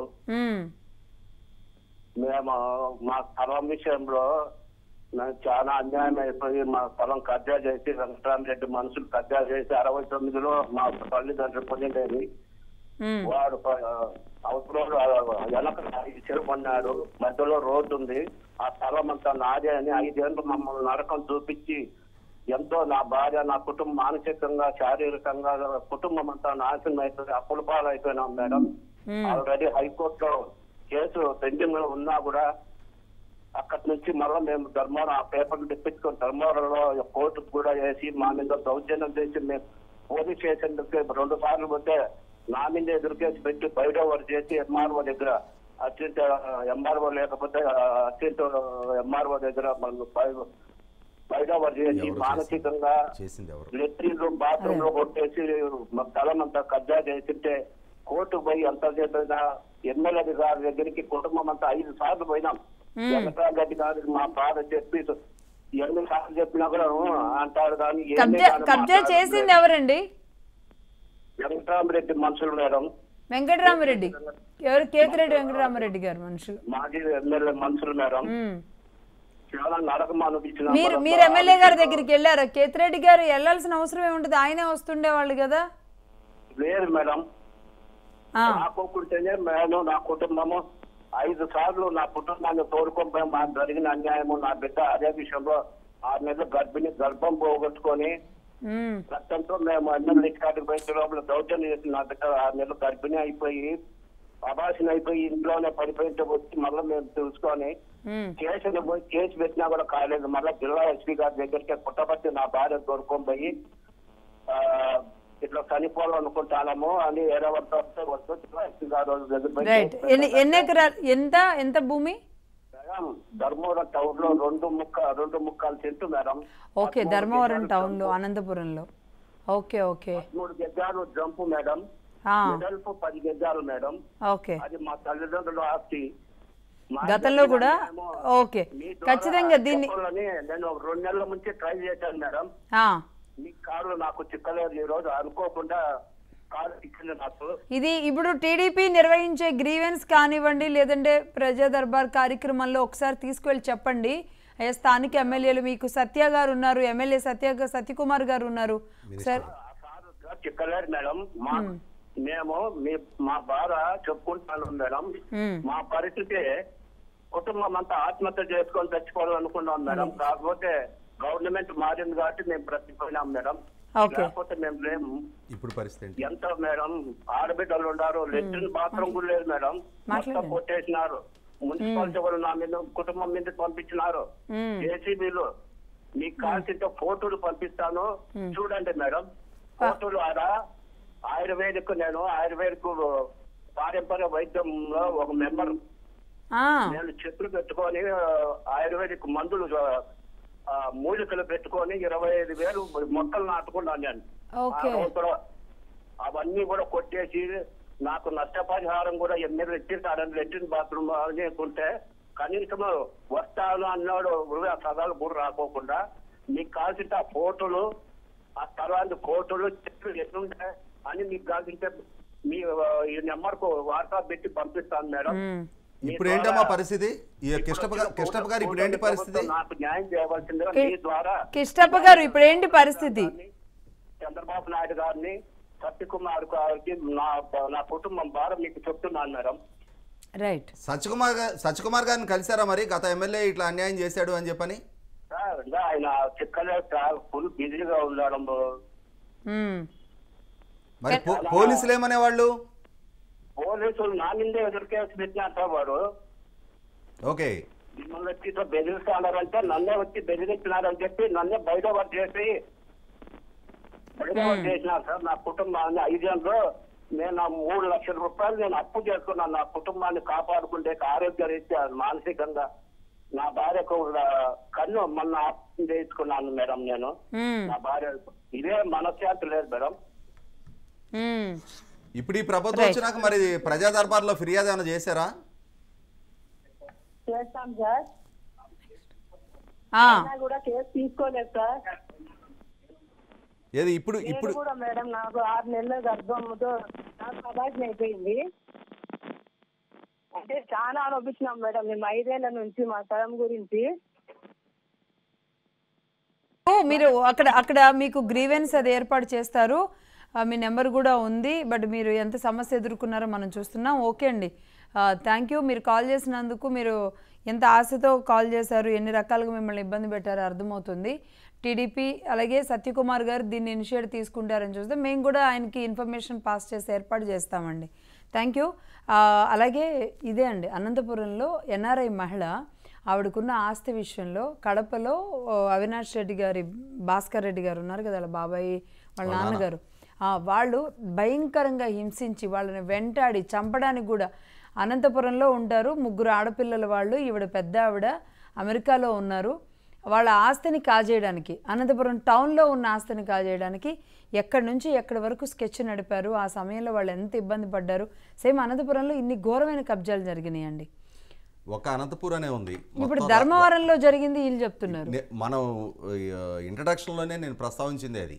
పోలీస్ సిబ్బంది, పోలీస్ అధికారులు అధికార పార్టీ నాయకుల ఆదేశాలు పాటిస్తే చాలు, వాళ్ళ జేబు నుంచి వీళ్ళకి ఏదో జీతాలు చెల్లిస్తున్నట్టుగా, వైసీపీ పార్టీ ఫండ్ నుంచి వీళ్ళకి జీతాలు చెల్లిస్తున్నట్టుగా, వాళ్ళు వీళ్ళకి అపాయింట్మెంట్ ఆర్డర్లు ఇచ్చినట్టుగా, వాళ్ళ మెహర్బానీ కోసం 5 సంవత్సరాల పాటు వాళ్ళ అసలు సిసల పోలీసింగ్ని పక్కకు పెట్టిన పర్యవసానం ఇవాళ ప్రజల వ్యక్తిగత ఆస్తులకి ఇబ్బందికరమైన పరిస్థితి ఏంది, శాంతి భద్రతలు కాపాడలేని పరిస్థితి, మహిళల భద్రతకి కాపాడలేని పరిస్థితి, చివరికి రాష్ట్రాన్ని ఒక గంజాయి అడ్డాగా మార్చి ఇవాళ 46.8% నేరాల రేటు పెరిగింది అని అంటే, నేరాలు పెరిగాయి అని అంటే సిగ్గుపడాల్సిన వ్యవహారం. ఇవాళ కిష్టప్ప గారు లాంటి వాళ్ళు రాష్ట్ర వ్యాప్తంగా ఏ గ్రామంలో చూసుకున్నా, ఏ పట్టణంలో చూసుకున్నా వందలాదిగా కనిపిస్తూ ఉన్నారు మనకి. ఆస్తులు అన్యాక్రాంతం అయిపోయినాయి, మానసిక వేదంతో సతమతం అవుతా, ఆరోగ్యాలు దెబ్బతిని ఎంతమంది ఫైట్ చేయగలుగుతున్నారు? కాబట్టి ఈ విషయంలో చంద్రబాబు నాయుడు గారి ప్రభుత్వం ఇప్పటికీ, అంటే సిసోడియా గారి ద్వారా మనకి మదనపల్లిలో చూసాం, అక్కడ ఏదైనా ఈ భూములకు సంబంధించి మీరు ఫిర్యాదులు మాకు ఇవ్వండి అని అంటే 24 గంటల్లో 500 మంది కలిసి సిసోడియా గారికి ఫిర్యాదులు ఇవ్వడం జరిగింది. ఇవాళ రాష్ట్ర ప్రభుత్వం, చంద్రబాబు నాయుడు గారు టీడీపీ ఆఫీసులో కానీ, జనసేన పార్టీ నాయకులు జనసేన పార్టీ కార్యాలయంలో కానీ, బీజేపీ ఆఫీసులు వారధి అని చెప్పని వాళ్ళ కార్యాలయంలో కానీ ఫిర్యాదులు తీసుకోవడానికి వాళ్ళు ముందుకు వస్తే వందలాదిగా ప్రజలు క్యూ కట్టి మాకు జరిగిన అన్యాయం ఇదని చెప్పని వాళ్ళకి దరఖాస్తులు ఇస్తూ ఉన్నారు. కాబట్టి ఒక రకంగా 5 సంవత్సరాల పాటు మొత్తం సిస్టమ్ ప్యారలైజ్ అయిపోయింది. అది అన్ని వ్యవస్థలను కూడా విధ్వంసానికి పాల్పడి వాళ్ళు చేసింది ఏతావాత ఏంటంటే ఇట్లా సజ్జన్ జిందాల్ లాంటి వాళ్ళని కాపాడటం కోసం పోలీస్ డిపార్ట్మెంట్ని వినియోగించడం, కాదంబరి జేత్వాని లాంటి మనం ఇందాక మనకి కాదర్ బాషా గారు చెప్పింది విజయవాడ నుంచి 100% నిజం. అది ఇవాళ మనం ఇప్పుడు కాదంబరి జత్వాని ఇష్యూ ముందుకొచ్చింది కాబట్టి ఇది మాట్లాడుకుంటున్నాం. మనకి అచ్చెన్నాయుడు గారిని అవన్నీ తీస్తే మనకి చాలా అసలు అచ్చెన్నాయుడు గారిని అరెస్ట్ చేసిన తీరు ఒకసారి గుర్తు చేసుకుంటే ఫైల్స్ ఆపరేషన్ చేసుకుని ఉన్న ఆయన్ని వందలాది మంది పోలీసులు వాళ్ళ ఇంటిని చుట్టుముట్టి అరెస్ట్ చేసి తీసుకొచ్చి చివరికి కోర్టులో సబ్మిట్ చేసింది ఏంటంటే అచ్చెన్నాయుడు గారికి ఆర్థిక ప్రయోజనాలు చేకూరిన సాక్ష్యాలు మా దగ్గర లేవని. మరి ఎందుకని 70 రోజులు డిమాండ్ లో ఉంచారు? ఏపీ కాంగ్రెస్ జనరల్ సెక్రటరీగా షరీఫ్ గారు ప్రస్తుతానికి జాయిన్ అయ్యారు. గతంలో కూడా కొన్ని విషయాలని, ఎందుకంటే వైసీపీతో అత్యంత దగ్గరగా పనిచేస్తున్న వ్యక్తి షరీఫ్ గారు ఎన్నికల ముందు కాంగ్రెస్ పార్టీలోకి వెళ్ళారు. షరీఫ్ గారు నమస్తే అండి. షరీఫ్ గారు నమస్తే. మ్యూట్లో ఉన్నారు చూడండి. మేడం నమస్తే. మేడం నమస్తే షరీఫ్ గారు. మేడం నమస్తే మేడం. షరీఫ్ గారు, మీరు అంటే ఎన్నికల ముందు వరకు మీరు ఒక రకంగా వైసీపీతోనే ఉన్నారు. ఈ కాదంబరి జత్వాని విషయంలో ఏం జరిగింది అనుకుంటున్నారు మీరు? మేడం, ఏ ముంబైకి సంబంధించినటువంటి సినిమా నటి ఎవరైతే ఉన్నారో ఇది ఒక చిన్న విషయం కాదు మేడం. ఇక్కడ మీకు ఆర్థికంగా అంటే ఒక పెద్ద ఎత్తున లావాదేవీలు జరిగిన విషయం. ఎక్కడైతే డబ్బు ఉంటుందో జిందాల్ గారికి సంబంధించిందంటే కొన్ని వేల కోట్ల టర్న్ ఓవర్ ఉన్న కంపెనీ అది. కాబట్టి ఎంత డబ్బు పెట్టడానికైనా వాళ్ళు రెడీ. ఓకే, డబ్బు ఉంది కాబట్టి వీళ్ళు ఇన్వాల్వ్ అయ్యారు. ఓకే, దీంట్లో క్లియర్ కట్ ఇది. ఇంకొక విషయం ఏమంటే దీంట్లో కర్త కర్మ క్రియ సజ్జల రామకృష్ణారెడ్డి గారు. లా అండ్ ఆర్డర్ కు సంబంధించి ఏ వ్యక్తిని అరెస్ట్ చేయాలన్నా గత 5 ఏళ్లలో వాళ్ళు ఈ రోజు ఈవినింగ్ ఫస్ట్ ఫ్లోర్ కి రావాల్సిందే. రిలయన్స్ టవర్స్ లో తాడేపల్లి. సెకండ్ రోజు అరెస్ట్ జరుగుతుంది. లావాదేవీలు అక్కడ 4th ఫ్లోర్ లో జరుగుతాయి. ఎక్కడ? తాడేపల్లిలో సజ్జల రామకృష్ణారెడ్డి గారి office first floor Reliance towers లో. 4th ఫ్లోర్ లో skill development office 4th floor లో ఉంది. సో ఫస్ట్ ఫ్లోర్ లోకి వచ్చి ఇక్కడ మాట్లాడితే ఇన్స్ట్రక్షన్స్ ఇస్తారు లోపల. ఎవరిని అరెస్ట్ చేస్తున్నారు, ఎందుకు అరెస్ట్ చేస్తున్నారు, ఎవరు కమిషనర్ కావచ్చు, ఐజీలు కావచ్చు, డీజీలు కావచ్చు, అందరు రావచ్చు. మేము అక్కడే ఉంటాము, మేము చూసాము. లోపలికి వెళ్తే మాట్లాడతారు. ఫైనాన్షియల్ ట్రాన్సాక్షన్స్ ఏమన్నా ఉంటే 4th ఫ్లోర్ కి వెళ్ళిపోవాలి. కల్లామహుసేన్ రెడ్డి డీల్ చేస్తారు ఫైనాన్షియల్ ట్రాన్సాక్షన్స్. ఈ విషయంలో పెద్ద ఎత్తున అమౌంట్లు ముట్టజెప్పినారు. అధికారులకు నయాన భయాన ఫుల్ చాలా ప్రెజర్ పెట్టి పని చేయించారు. ఇది క్లియర్ కట్. దీంట్లో పొలిటికల్ ప్రెజర్ అనేది ఎక్కువ ఉంది. సజ్జల రామకృష్ణారెడ్డి గారు కీ రోలు. ఇది నంబర్ 1 మేడం. ఇకపోతే మీకు ఇలాంటివి కొన్ని వందల కేసులు జరిగినాయి లాస్ట్ 5 years లో. ఓకే, మీరు అక్కడ ఉండేవాళ్ళ? నేను డైలీ ఆఫీస్ పోతాను కదా మేడం. ఓకే, ఇదేనా హీట్ టాపిక్ జరుగుతున్నప్పుడు ఇంకా రేపు అరెస్ట్ చేస్తాను తెలుగుదేశం నాయకుడిని లోపల వేస్తారన్నప్పుడు ఈ రోజు ఈవినింగ్ వస్తారు వాళ్ళు అక్కడ ఆఫీస్ కి. ఓకే, పోలీస్ అధికారులు. ఓకే, పోలీస్ అధికారులు వస్తారు. ఓకే, రేపు ఎవరిని అరెస్ట్ చేయబోతున్నా, రేపు ప్లాన్ ఏంటి అన్నప్పుడు సజ్జల గారిని కలవడానికి ముందు రోజు వస్తారు అక్కడికి. రేపు ఎగ్జిక్యూట్ చేస్తున్నప్పుడు ఈ రోజు ఈవినింగ్ వస్తారు అన్నమాట. ఈ రోజు ఈవినింగ్ వస్తారు. ఓకే, అక్కడ మాట్లాడితేనే మాకు అర్థమైపోతుంది రేపు ఎవరిని అరెస్ట్ చేస్తున్నారు. వీళ్ళు వచ్చారు అంటే రేపు ఏదో అరెస్ట్ ఉందని అర్థమైపోద్ది మీకు అందరికి. ఏ లీడర్ని అరెస్ట్ చేస్తున్నారు అనేది మాకు క్లారిటీ ఉంటుంది. కాకుంటే రేపు ఎగ్జిక్యూట్ చేస్తున్నారు లేదంటే తెల్లవారుజామున ఎగ్జిక్యూట్ చేస్తున్నారు అనేది ఈవినింగ్ తెలిసిపోతుంది. ఓకే, అక్కడ జరిగే విషయం మేడం. ఇంకా ఫైనాన్షియల్ ఇప్పుడు జిందాల్ గారు ఇన్వాల్వ్ అయినారు కాబట్టి JSW జిందాల్ స్టీల్ వర్క్స్ వాళ్ళు పెద్ద ఎత్తున అమౌంట్ ఉంది కాబట్టి అంత నీట్ గా చాలా డెడికేటెడ్ గా డెడికేషన్ గా డిసిప్లిన్ గా వీళ్ళు ఎగ్జిక్యూట్ చేశారు. ఎక్కడే గానీ ఏ పొరపాట్లు చేయకుండా, ఎందుకంటే డబ్బు ఉంది కదా మేడం, ఎక్కడ పోయినా ఫ్లైట్లే, 5 star హోటల్సే, ఎవరికి ఏం కావాలో వాళ్ళకి ఇచ్చారు. ఆమెని ఎంత ఇబ్బంది పెట్టారో ఆమె నాకు తెలిసి ఆమె మీడియా ముందుకు వచ్చి మాట్లాడిన దానికంటే మెంటల్ గా ఫిజికల్ గా చాలా బాధపడినట్లున్నారు. ఓకే. కాకుంటే ఇప్పుడైనా గవర్నమెంట్ చంద్రబాబు నాయుడు గారి ప్రభుత్వం ఇప్పుడైనా సరే ఇంత తొందరగా రియాక్ట్ అవుతుందని ప్రజలు అనుకోలేదు, కానీ చాలా తొందరగా రియాక్ట్ అయ్యారు. ఇప్పుడు ఈ స్థాయి అధికారులని వీళ్ళు ఏం చేస్తారనేది రాష్ట్ర ప్రజలందరూ చూస్తున్నారు మేడం. ప్రతి ఒక్కరు ఫాలో అవుతున్నారు. ఇలాంటి ఇష్యూస్ మరొకసారి ఎంత చేతులు మారుంటుంది అంటారు మీకున్న అంచనా ప్రకారం? ఇంత పెద్ద ఇష్యూ అంటే మీకు తెలిసి ఉండాలి, ఈ సబ్జెక్ట్ అయితే ఇంత, ఈ సబ్జెక్ట్ అయితే ఇంత అన్నట్టుగా ఈ ఇష్యూలో ఎంత అయి ఉంటుంది మేడం? చిన్న ఏదో కోట్లలో అంటే దాదాపు నాకు తెలిసినంత వరకు 100 కోట్ల పైన చేతులు మారింటుంది మేడం. ఓకే. డైమండ్ నెక్లెస్లు అంటున్నారు, డైమండ్ నెక్లెస్లు అంటున్నారు, ఒక్కొక్కరికి ఏవో డైమండ్స్ ఇచ్చారు అంటున్నారు. ఆ స్థాయిలో ఉండుంటుందా? ఇది కామన్ మేడం. నేను లాస్ట్ టైం కూడా మీతో చెప్పాను, మీకు కామన్. మీకు డైమండ్స్, విల్లాసు, ఫారిన్ లో ఒక బంగ్లాలు, విల్లాస్, ఫామ్ హౌస్లు, ఇవన్నీ కామన్. ఓకే. 100 కోట్లలోనే మీకు 5 కోట్లకు 10 కోట్లకు ఎందుకు చేస్తారు మేడం? వాళ్ళకి ఫోన్ కాల్ తో వస్తాయి అవి. ఒక చిన్న ఫోన్ కాల్ అయిపోయింది, ఒక ల్యాండ్, ఒక చిన్న ల్యాండ్ అయిపోయింది, ఒక ఫోన్ కాల్ అవన్నీ 100 కోట్లు, 5 కోట్లు, 10 కోట్లు, 20 కోట్లు అనేవారు. వాళ్ళు ఎప్పుడు క్యూలో ఉంటారు ఆడ సజ్జల రామకృష్ణారెడ్డి ఆఫీస్ దగ్గర, ఇంటి దగ్గర చిన్న అమౌంట్లు ఇచ్చేవాళ్ళు. అంటే వాళ్ళు తీసుకునే విషయంలో చిన్న అమౌంట్ 10 కోట్లు, 15 కోట్లు, 20 కోట్లు లైన్ లో ఉంటారు వాళ్ళు. ఇవంతా 100 కోట్లకు సంబంధించిందేదే. జిందాల్ గారికి సంబంధించి నాకు తెలిసినంత వరకు మీరు ఇప్పుడు ఏదైతే చెప్పారో నెక్లెస్లు, ఇవన్నీ డైమండ్స్ అని చెప్పేసి, ఇలా కాకుండా స్థిరాస్తులు తీసుకోవడంలో వీళ్ళు కీలకమైన సిద్ధాస్తులు. ఓకే.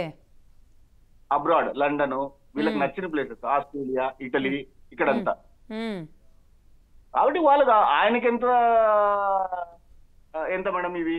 వీళ్ళ స్థాయి తెలుసు, ఆయనకు కూడా తెలుసు కాబట్టి ఏపీకి వచ్చాడు. ఎక్కడ క్రైమ్ ఎక్కడ, తర్వాత సిండికేట్ ఎక్కడ, క్రిమినల్స్ ఎక్కడ. అయితే ఈ పోలీస్ అధికారులు ముగ్గురు ఎక్కువగా ఫ్రీక్వెంట్ గా వస్తుండే వాళ్ళ ఈ కేసులో పర్టికులర్ గా ఆరోపణలు ఎదుర్కొంటున్న వాళ్ళు? లేదు మేడం. విశాల్ గున్ని గానీ, కాంతి రాణా గానీ, వీరాంజనేయులు గానీ, రామాంజనేయులు గానీ? లేదు మేడం, వీళ్ళని చూడలేదు నేను ఆ పీరియడ్ లో. వీళ్ళకి మేడం నాకు తెలిసినంత వరకు నేను కూడా కొంతమందితో మాట్లాడడం జరిగింది, చాలా ప్రెజర్ పెట్టారు వీళ్ళ మీద. విశాల్ గున్ని గారు చాలా మంచి పేరు ఉన్నది, ఏమో ఇది ఒక్క విషయంలో నాకు చెడ్డ పేరు తెచ్చుకున్నారు. ఆయన తొందరపడరు, మళ్ళీ ఎందుకు ఏం చేస్తారో వీళ్ళు ఏం లేదు, వాళ్ళకి ఏం చూపించారో, ఏమి ఇస్తామన్నారో, ఎలా చేస్తామన్నారో తెలియదు. కానీ బట్ పెద్ద ఎత్తున అయితే ఫైనాన్షియల్ ట్రాన్సాక్షన్స్ జరిగాయి మేడం, ఇది క్లియర్ కట్. వీళ్ళకి ధైర్యం ఏమంటే తీసుకున్న అమౌంట్ ఎక్కడైనా రికవర్ చేయరు. అవునా? వాస్తవం మేడం. ఎక్కడైనా రికవర్ జరగదు. 100 కోట్లు, 1000 కోట్లు ఎంత డబ్బు తీసుకున్నా రికవరీ అనేది జరగదు. అవును. కేవలం కేసు ఒక్కటే పెడతారు, అది పెద్ద ధైర్యము. వీళ్ళకి ఫస్ట్ నుంచి ఉన్న అలవాటే వైఎస్ఆర్సీపీకి. వైఎస్ఆర్సీపీ ఎప్పుడు 2 విషయాల్ని నమ్ముకొని గవర్నమెంట్ ఫామ్ చేసింది. రాజకీయ పార్టీ కాదు, రాజకీయం ఎప్పుడు చేయలేదు. 1 సింపతి, 2 డబ్బు. 1 సింపతి, 2 డబ్బు.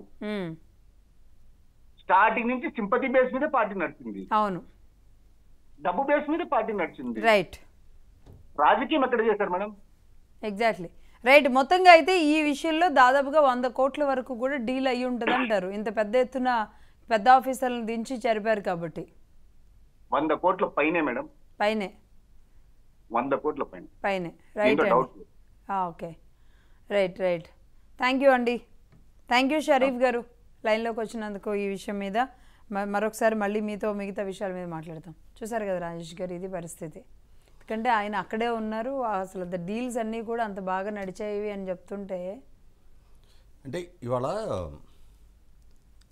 షరీఫ్ గారు చెప్పినట్టు, ఇందాక కాలర్స్ చెప్పినట్టుగా మనం పదే మాట్లాడుకుంటున్నది క్రీమ్ ఆఫ్ ది సొసైటీ గురించి. ఇవాళ ఐఏఎస్ ఐపీఎస్ అధికారులు అంటే వాళ్ళ ఆల్ ఇండియా సర్వీస్ అధికారులు కొన్ని లక్షల మందికి ఆ ఉద్యోగాలు దక్కించుకోవాలని ఆకాంక్ష ఉంటే, వాళ్ళు పోటీ పరీక్షలకు సిద్ధపడితే కొద్ది 100 మందికి మాత్రమే దేశవ్యాప్తంగా దక్కే ఉద్యోగాలు అవి. మొత్తం ఇవాళ యువతరంలో వీళ్ళు క్రీమ్ ఆఫ్ ది సొసైటీ. అటువంటి ఉన్నత విద్యావంతులు ఎంత వెన్నెముక లేని ఉద్యోగాలకి ఇవాళ వాళ్ళు ఆ ఉద్యోగ ధర్మాన్ని కొనసాగిస్తూ ఉన్నారు. అందరినీ నేను చెప్పట్లా, కొద్దిమంది ఇక్కడ ఒక అంశం, ఒక అధికారిని ప్రస్తావించుకోవాలి. కాకాని గోవర్ధన్ రెడ్డి గారు మంత్రిగా ప్రమాణ స్వీకారం చేయగానే ఆయన ప్రమాణ స్వీకారం చేసిన రోజే నెల్లూరు కోర్టులో ఆయన మీద నమోదైన ఫోర్జరీ కేసుకు సంబంధించిన కేసు ఫైల్ మొత్తం మాయమైంది. అక్కడ ఆ రోజు ఎస్పీగా పనిచేసిన విజయరావు గారు ఇవాళ జరిగింది ఒక తప్పు అని తెలుసు. ఆ తప్పుని ప్రోత్సహించింది, పాల్పడింది నిన్నే మంత్రిగా ప్రమాణ స్వీకారం చేసిన వ్యక్తికి సంబంధించిన కేసు అని తెలుసు. దానికోసం ఈయన ఆత్మహత్యం చేసుకొని అధికారి ఒక కట్టు కథ, నవ్వుల పాలు అయ్యే కథలు చెప్పటం. వాళ్ళు దొంగతనానికి వచ్చారు, ఆ వచ్చిన దొంగల్ని కుక్కలు తరిమి ఏం చెప్పని కోర్టు రికార్డు రూమ్లోకి పారిపోయారు. కోర్టులో ఏం దొంగతనం చేయడానికి వస్తారు? దొంగతనం చేసేవాడు ఎవరికి డబ్బులు ఉన్నా ఇల్లు చూసుకొని వెళ్తాడు. కోర్టులోకి వచ్చి తరిమితే, కుక్కలు తరిమితే వాళ్ళు రికార్డు రూమ్లోకి వెళ్ళారు. ఆ రికార్డు రూమ్లో 3 బీరువాల్లో రికార్డులు ఉండగా ఒక్క ఈ కాకాని గోవర్ధన్ రెడ్డి గారి రికార్డు ఉన్న బీరువా మాత్రమే తాళం వేయకుండా ఉంది. వాళ్ళు ఆ ఒక్క బ్యాగ్ మాత్రమే పట్టుకెళ్ళారు, ఇంకా మళ్ళీ ఏ బ్యాగులు పట్టుకెళ్ళాల. వాటిని ఒక బ్యాగ్లో భద్రపరుచుంటే ఆ బ్యాగ్ పట్టుకెళ్ళారు. ఏం కర్మ పట్టింది మీకు ఇటువంటి కథనాలు చెప్పడానికి? ఇంకా ఎలుకలు తీసుకొచ్చినాయి, ఎలుకలు లాక్కొచ్చినాయి. అసలు ఇట్లాంటి కథలు చెప్పి సర్వైవ్ అవ్వాల్సిన అవసరమే ఉంది మీకు? ఏం చేస్తారు? మిమ్మల్ని మహా అయితే మిమ్మల్ని అప్రాధాన్య పోస్టులోకి పంపిస్తారు, మీ ఉద్యోగాలను తీసేలేరుగా. లేదు అందరికందరూ పోలీసులు అధికారులు, మీరు ఐపీఎస్ అధికారుల సంఘాలు ఉన్నాయని చెప్పని మిమ్మల్ని విమర్శ చేసిన వాళ్ళకి వ్యతిరేకంగా ఫిర్యాదులు చేసి మేసాలు దువ్వి తొడలు కొట్టారు కదా. ఇవాళ మా ఇంటెగ్రిటీ చంపుకొని రూల్ ఆఫ్ లాను అతిక్రమించి మీ ఆదేశాలు పాటించి మేమెందుకు తప్పులు చేయాలి అని చెప్పని మీరు నిజంగా వెన్నెముకతో ఆలోచించిన వాళ్ళైతే, మీ ఆత్మగౌరవాన్ని కాపాడుకోవాలనుకున్నట్టయితే మీరు అందరికందరూ ఎదురు తిరిగితే మిమ్మల్ని కాదని ప్రభుత్వం ఒక్క అడుగు ముందుకేయగలుగుతుందా? ఇవాళ ఐఏఎస్ అధికారులైనా ఐపీఎస్ అధికారులైనా అసలు వీళ్ళు సహాయ నిరాకరణ చేస్తే ఏ ప్రభుత్వం అయినా మనుగడ సాగించగలుగుతా? అక్కడ వీళ్ళు ఈ ఆత్మగౌరవానికన్నా ఆత్మవిశ్వాసంతో పనిచేయటం కన్నా కూడా సరెండర్ అవ్వడానికి ప్రాధాన్యత ఇచ్చారు. వాళ్ళ అంటే తల వంచుకొని వాళ్ళ కళ్ళల్లో సూటిగా చూసి కాకుండా ఆ నాయకుల బూట్లు చూసి పనిచేయడానికి అలవాటు పడ్డారు కాబట్టి ఇటువంటి దుశ్చర్యలకు పాల్పడ్డారు. అది కూడా కొందరు, దాదాపుగా మొత్తం వ్యవస్థను మనం అంటలా. ఈ ఆరోపణలు వస్తున్నాళ్ళు, ఈ ఎదుర్కొంటున్నాళ్ళు, వీళ్ళందరూ 1కి 4 సార్లు చెప్తున్నాం మళ్ళా cream of the society. Exactly. కొన్ని లక్షల మంది కాంక్షించిన దక్కని అవకాశం వాళ్ళకి మాత్రమే దక్కింది. ఇంకా వాళ్ళకి ఇప్పుడు అది వాళ్ళకి తెలియంది కాదు రాజేష్ గారు, సొసైటీకి తెలియంది కాదు, వాళ్ళు ఎంత కష్టపడితే ఉద్యోగం వచ్చింది తెలియదు కాదు. పక్కనే ఉన్న సిన్సియర్ ఆఫీసర్లు వాళ్ళు ఎన్ని ఇబ్బందులు పడుతున్నారని చూస్తూ కూడా వాళ్ళలాగా సిన్సియర్గా ఉండడానికి ఇష్టపడని అలవాటు పడి డబ్బుకు రుచి మరిగిన కొంతమంది అధికారులు వీళ్ళందరూ కాదంబరి జత్వాన్ని రోధిస్తూ ఏమని చెప్పింది? మా కుటుంబ సభ్యులతోటి, మా దగ్గర వాళ్ళతో కూడా సంబంధాలు లేని పరిస్థితి, అందరితో సంబంధాలు చెడిపోయిన పరిస్థితి, మా ఆర్థిక మూలాలు దెబ్బతీశారు, మేము అప్పు చేసుకొని బతుకుతున్నాం అని చెప్పారు. ఇవాళ ఆ రోజు అమ్మాయి రోధించింది, ఇవాళ మీ ఈ ఆరోపణలు మొత్తం బయటకు వచ్చినాయి. మీ ఇంటెగ్రిటీ వాళ్ళ ప్రశ్నార్థకం అవుతుంది. మీ కుటుంబ సభ్యులు, మీ పిల్లలు సూటిగా కళ్ళలో చూసి అడుగుతారు, ఏంటి నీ మీద వస్తున్న ఈ ఆరోపణకి ఏం సమాధానం చెప్తావని. నీతో కాపురం చేస్తున్నామా, నీ తోడబుట్టిన వాళ్ళు, నిన్ను కన్న తల్లిదండ్రులు, నీ స్నేహితులు నిన్ను ప్రశ్నిస్తారు, ఏం సమాధానం చెప్తావు? అంటే నీకు ఒక యూనిఫామ్డ్ జాబ్ దక్కితే నువ్వు ఇంత దిగజారి ఇట్లాంటి ఉద్యోగాన్ని చేసావా, ఈ విధమైన పనులకు పాల్పడ్డావా అని చెప్పని నీ సన్నిహితులు నిన్ను ప్రశ్నిస్తారు. మనకి యాక్సెస్ ఉండకపోవచ్చు. అవన్నీ అంటే అన్నిటికీ వాళ్ళు సెట్ చేసుకున్న తర్వాత ఉద్యోగం పోవడానికి, సస్పెండ్ అవ్వడానికి, బురద చల్లుకోవడానికి కూడా సిద్ధమైన తర్వాతే అక్కడ దాకా వెళ్ళారు. వాళ్ళని తీసుకువచ్చి మీరు పరివర్తన చేయడానికి, వాళ్ళని మీరు మాట్లాడే మాటల్లో వాళ్ళలో ఒక రవ్వంత పరివర్తన అయినా వస్తుంది అంటే గనక ప్రిపేర్ అయిపోయి కాకపోవచ్చు. ఇప్పుడు కొత్తగా ఉద్యోగాలు చేస్తున్న ఉన్నారు, ఉద్యోగ ధర్మాన్ని ప్రాణంగా భావించి పనిచేస్తున్న వాళ్ళు ఉన్నారు. కాబట్టి వాళ్ళ ఈ టెయింటెడ్ అధికారులు 4-5 మొత్తం సిస్టమ్ కాదుగా. 144 మంది ఐపీఎస్ అధికారులు ఆంధ్రప్రదేశ్ రాష్ట్రానికి ఉంటే మొన్న కేంద్ర ప్రభుత్వం ఇంకొక 30 మందిని అడిషనల్ గా అలాట్ చేసింది. 174 మందిలో మహా అయితే ఇటువంటి ఆరోపణలు ఉన్నాళ్ళు 16 మంది. ఇప్పుడు డీజీపీ ఆఫీస్లో రిపోర్ట్ చేయమని చెప్పని ఆదేశాలు ఇచ్చింది 16 మంది. ఈ 16 మంది తప్పిస్తే మిగిలిన 158 మంది వాళ్ళు పద్ధతిగానే పనిచేస్తున్నారు కదా. కాబట్టి ఈ 16 మందిలో ఇప్పటికీ మీరు ఆలోచించుకోండి, ఏం తప్పు చేసే వాళ్ళ సమాజం ముందు దోషులుగా నిలబడ్డాం. ఏం తప్పు చేసి వాళ్ళ మీడియాలో ఇంతగా చర్చనీయాంశంగా మారుతున్నాం, ఎంతమంది ఉసురు పోసుకున్నాం, ఎంతమంది కన్నీళ్లకు బాధ్యులయ్యామని చెప్పని. అంటే చీడ పురుగులుగా మారి వీళ్ళు మొత్తాన్ని తినేయడానికి సిద్ధపడిన వ్యక్తులు. అంటే ఆ చీడ పురుగులు మనం ఏం చేస్తాం, పెస్టిసైడ్స్ కొట్టేసి ఇచ్చేస్తాం. ఇప్పుడు పబ్లిక్ కూడా అదే అడుగుతున్నారు. ఇప్పుడు ఫస్ట్ కాలర్ ఎవరు మాట్లాడారు, కృష్ణప్రసాద్ గారు నెల్లూరు నుంచి. వీళ్ళందరినీ ఎక్కడైనా పెట్టి ఉరిదీయాలండి అనే అంత కోపం, ఆగ్రహం ప్రజల్లో వచ్చిందంటే ఇదే పోలీసుల్ని నిజంగా అంటే ఇలాంటి పోలీసుల్ని ఐడెంటిఫై చేసిన తర్వాత ప్రజలే తిరగబడి కొట్టేలాంటి పరిస్థితి వస్తే ఇంకెక్కడైనా ఉంటుందండి. మన ఇష్టం వచ్చినట్టు నడుస్తుంది కదా అని నడిపిస్తే పాపం వెంటాడుతూ ఉంటుందనే ఒక చిన్న లాజిక్ని మర్చిపోతున్నారు. రైట్ అండి. ప్రభాకర్ రావు గారు ఉన్నారు అనపర్తి నుంచి. ప్రభాకర్ రావు గారు, ప్రభాకర్ రావు గారు చెప్పండి. నాగేశ్వరరావు గారు కొవ్వూరు నుంచి. నాగేశ్వరరావు గారు చెప్పండి.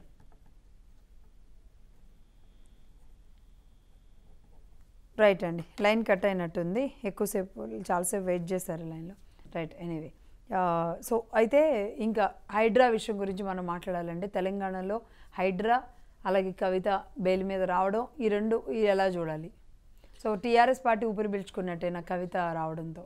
ఇప్పుడు హైడ్రా సంకల్పం చాలా అత్యుత్తమైంది, దాంట్లో ఏం డౌట్ లేదు. అంటే ఆక్రమణను తొలగించాలి, ప్రధాన నీటి వనరులు ఆ వాటర్ బాడీస్లో జరిగిన అతిక్రమణని తొలగించాలి, వాటికి విముక్తి కలిగించాలన్న లక్ష్యాన్ని మనం శంకించాల్సిన పని లేదు. అదే సందర్భంలో ప్రజల నుంచి వస్తున్న ప్రశ్న, ఈ అతిక్రమణలకి సహకరించిన అధికార వ్యవస్థ సంగతి ఏంటి అన్నప్పుడు ఇప్పుడు కొంతమంది అధికారులను ఐడెంటిఫై చేశామంటున్నారు. ఎస్, ఖచ్చితంగా కొంతమంది అధికారులను ఐడెంటిఫై చేసి ఉండొచ్చు. ఆ అధికారుల మీద చర్యలు తీసుకుంటే జరిగిన తప్పు కరెక్షన్ అయిపోయినట్టేనా? ఇవాళ గతంలో కేసీఆర్ గారు ముఖ్యమంత్రిగా ఉన్న రోజు నిజాంపేట రోడ్డులో బండారి లేఅవుట్ అనే ఆ లేఅవుట్లో నిజాంపేట చెరువు పొంగి ఆ బండారి లేఅవుట్లో ఫామ్ చేసినప్పుడు ఆ చెరువు నుంచి ప్రగతినగర్ చెరువు ఉంటుంది, అంబీర్ చెరువు అంట. ఆ చెరువుకు వచ్చే నాలా ఆక్రమణకు గురైపోయి అక్కడ అపార్ట్మెంట్ కన్స్ట్రక్షన్ జరిగిపోవటం వల్ల అక్కడ మొత్తం ఆ ఫ్లడ్ పెరిగి ఫస్ట్ ఫ్లోర్ వరకు నీళ్ళు వెళ్ళినాయి. ఆ నీళ్ళు వెళ్ళిన సందర్భంగా ఆ రోజు ఈ ఆక్రమణల మొత్తాన్ని కూల్చేస్తామని చెప్పని ముందుకొచ్చారు. ఎస్, కూల్చాల్సిందే. కానీ ఆ లేఅవుట్ చేసిన సీతారామరాజు గారు, ఆయన పేరు, ఆయన ఆనాడు TRS party Hyderabad corporator. Okay, ఆయన లేఅవుట్ చేశాడు, అమ్మేసుకున్నారు, కొనుక్కున్నాళ్ళు అపార్ట్మెంట్లు కట్టారు. ఏమవుతుంది? ఆ లేఅవుట్ పర్మిషన్ ఇచ్చింది ఎవరు? ఆ లేఅవుట్ చేసిన నాయకులు ఎవరు? అక్కడ ఆ అపార్ట్మెంట్లకు పర్మిషన్ ఇచ్చిన స్థానిక సంస్థలు, అక్కడ సివిక్ కమ్యూనిటీస్ అన్ని ప్రొవైడ్ చేసింది స్థానిక సంస్థలే కదా. మరి ఇవన్నీ చూసి వెరిఫై చేసుకున్నాక బ్యాంక్ లోన్ అప్రూవల్ వచ్చినాక కొనుక్కున్నాడు కస్టమర్. ఇవాళ ఎండ్ యూజర్ కస్టమర్ నష్టపోతున్నాడు, అందులో నివాసం ఉంటున్న వాళ్ళు నష్టపోతున్నారు. మరి ఈ మొత్తం ఈ ఉల్లంఘనకు పాల్పడ్డ వాళ్ళంతా ఇవాళ ఒక 40 లక్షలు 50 లక్షలు పెట్టి కొనుక్కొని నెల ఈఎంఐలు కట్టుకుంటున్న కస్టమర్ నష్టపోయి రోడ్డును పడితే మరి ఆ నష్టాన్ని భర్తీ చేసేది ఎవరు? ఆ వ్యాపార అవకాశంగా మలుచుకొని లబ్ధి పొందిన వ్యాపారస్తులు, అనుమతినిచ్చిన అధికారులు, ప్రభుత్వం మొట్టమొదట వాళ్ళ మీద కేసులు నమోదు చేస్తూ వీళ్ళ నష్టాన్ని భర్తీ చేయాలి. భర్తీ చేసి మీరు కోలుకొట్టుకోండి. మీరు అనుమతులు ఇచ్చారు కాబట్టి, ప్రభుత్వ అనుమతులు ఉన్నాయి కాబట్టి కొనుక్కున్నాడు అతను. తర్వాత ఎప్పుడో ఇంకొక 10 ఏళ్ల తర్వాత వచ్చిన ప్రభుత్వం మేము ఇప్పుడు మేల్కొన్నాం, ఆ రోజు ఇచ్చిన అనుమతులు తప్పు, అనుమతి ఇచ్చింది ప్రభుత్వం తప్పు. అవును, అంటే వ్యాపారులు లేదంటే అలాంటి వాళ్ళది కూల్చడం వరకు బాగానే ఉంటుంది, కానీ ఇలా మధ్యలో ఇబ్బంది పడుతున్న ఇవాళ ప్రభుత్వం అనుమతులు ఇస్తే అంటే ఆ అనుమతులు అక్రమ మార్గంలో తెచ్చుకున్నారా సక్రమ మార్గంలో తెచ్చుకున్నారా అనేది కొనుక్కునే కస్టమర్కి తెలియదు. అతను వెరిఫై చేసుకునేది లింక్ డాక్యుమెంట్ ఉందా లేదా, ప్రాపర్ పర్మిషన్స్ ఉన్నాయా లేవా, నాకు లోన్ అప్రూవల్ వస్తా లేదా. లోన్ ఇచ్చే బ్యాంకు కూడా ముందు ఈ పర్మిషన్స్ అన్ని నిర్ధారణ చేసుకున్నాకే లోన్ అప్రూవ్ చేస్తారు. అంటే ఆ రోజు అనుమతులు ఇచ్చేసి అనుమతులు ఇచ్చిన దాని మీద బేస్ చేసుకుని వాళ్ళ నివాసాలు అక్కడ కాపురం ఉంటున్నాళ్ళని ఈ కూల్చేసే ప్రాసెస్ వచ్చినప్పుడు మొట్టమొదటగా దీన్ని అడ్రస్ చేయాలి ప్రభుత్వం. వాళ్ళకి జరుగుతున్న నష్టానికి ఆ భర్తీ చేసేది ఎవరు? ముఖ్యంగా అపార్ట్మెంట్ కట్టి అమ్మేసుకున్న బిల్డరు లైబులా, ఆ అపార్ట్మెంట్కి అనుమతించిన అధికారుల లైబులా, అక్కడ స్థానికంగా ఉన్న ప్రజాప్రతినిధులు వాళ్ళకి తెలియదా ఏది పోరంబోకు ఏది సిక్కం భూమి, ఏది ఎఫ్టీఎల్, ఏది బఫర్ జోను, ఇవన్నీ అక్కడ స్థానికంగా ఉన్న ప్రజాప్రతినిధులకు తెలీదా? కౌన్సిలర్లకి, కార్పొరేటర్లకి వాళ్ళకి తెలీదా? తెలిసిండి అనుమతులు ఇచ్చారు. ఇక్కడ ఒక విషయం చెప్తాను, నేను బాహాటంగానే చెప్తున్నా. నేను జేఎన్టీ నుంచి ప్రగతి నగర్కి వెళ్ళే మధ్యలో వెస్టర్న్ హిల్స్ అని ఉంటుంది, అడ్డకోట సొసైటీ అంటారు. ఆ వెస్టర్న్ హిల్స్ 2013-14 సంవత్సరంలో కట్టారు. ఒక్కసారి ఇప్పుడు ఏ అధికారినైనా సరే వాళ్ళ అనుమతి పేపర్లు వెనక్కి తీసి చూడమనండి. 2013-14లో కట్టిన బిల్డింగులకి పాత జీవో 2008-9 డేట్ తోటి జీవో, ఆ పాత జీవో ప్రకారం అనుమతులు ఇచ్చారు వాళ్ళకి. అంటే 2013-14లో పాత డేట్ తోటి అనుమతులు ఇచ్చి అక్కడ బిల్డింగు పునాది కూడా లేకుండానే బిల్డింగ్ కట్టేసినట్టు, దాన్ని బీపీఎస్లో పెనలైజేషన్ చేసేసినట్టు పాత రేటు తోటి అనుమతులు ఇచ్చారు. ఎవరు చేశారు అది? ఏ అధికారులు చేశారు? ఏ స్థానిక ప్రజాప్రతినిధులు పాల్పడ్డారు? ఇవాళ అక్కడ వందలాది మంది కాపురాలు ఉంటున్నారు. మొత్తంగా అంటే 2004 నుంచి అనేక రకాలుగా ఇది చాలా ఉల్లంఘనలు ఉన్నాయి, చాలా ఉల్లంఘనలు ఉన్నాయి. అంటే ఒక రకంగా ఆనాడు కూడా కాంగ్రెస్ పార్టీ ప్రభుత్వమే అధికారంలో ఉంది. ఆ రోజు ఆ ప్రభుత్వాల్లో ఆ రోజు స్థానిక సంస్థలు ఇచ్చిన అనుమతులే. నేను చెప్తున్నా, ఇప్పుడు నేను ఓపెన్గా ఇవాళ లైవ్లో చెప్పా, ఆ వెస్టర్న్ హిల్స్ లో ఏ బిల్డర్ అయినా సరే వాళ్ళ అనుమతి పత్రాలు తీసుకొని చూడమనండి. బిల్డింగ్ అప్రూవల్ ఎప్పుడు ఇచ్చారు కుక్కట్పల్లి మున్సిపాలిటీ? 100% అవన్నీ పాత డేట్లతో ఇచ్చారు. 2004 నుంచి 14 మధ్యలో అప్రూవ్ అయినవి, ఆ తర్వాత 2014లో కొనసాగించినవి, కొన్ని కొత్తగా ఇచ్చినవి. అవును.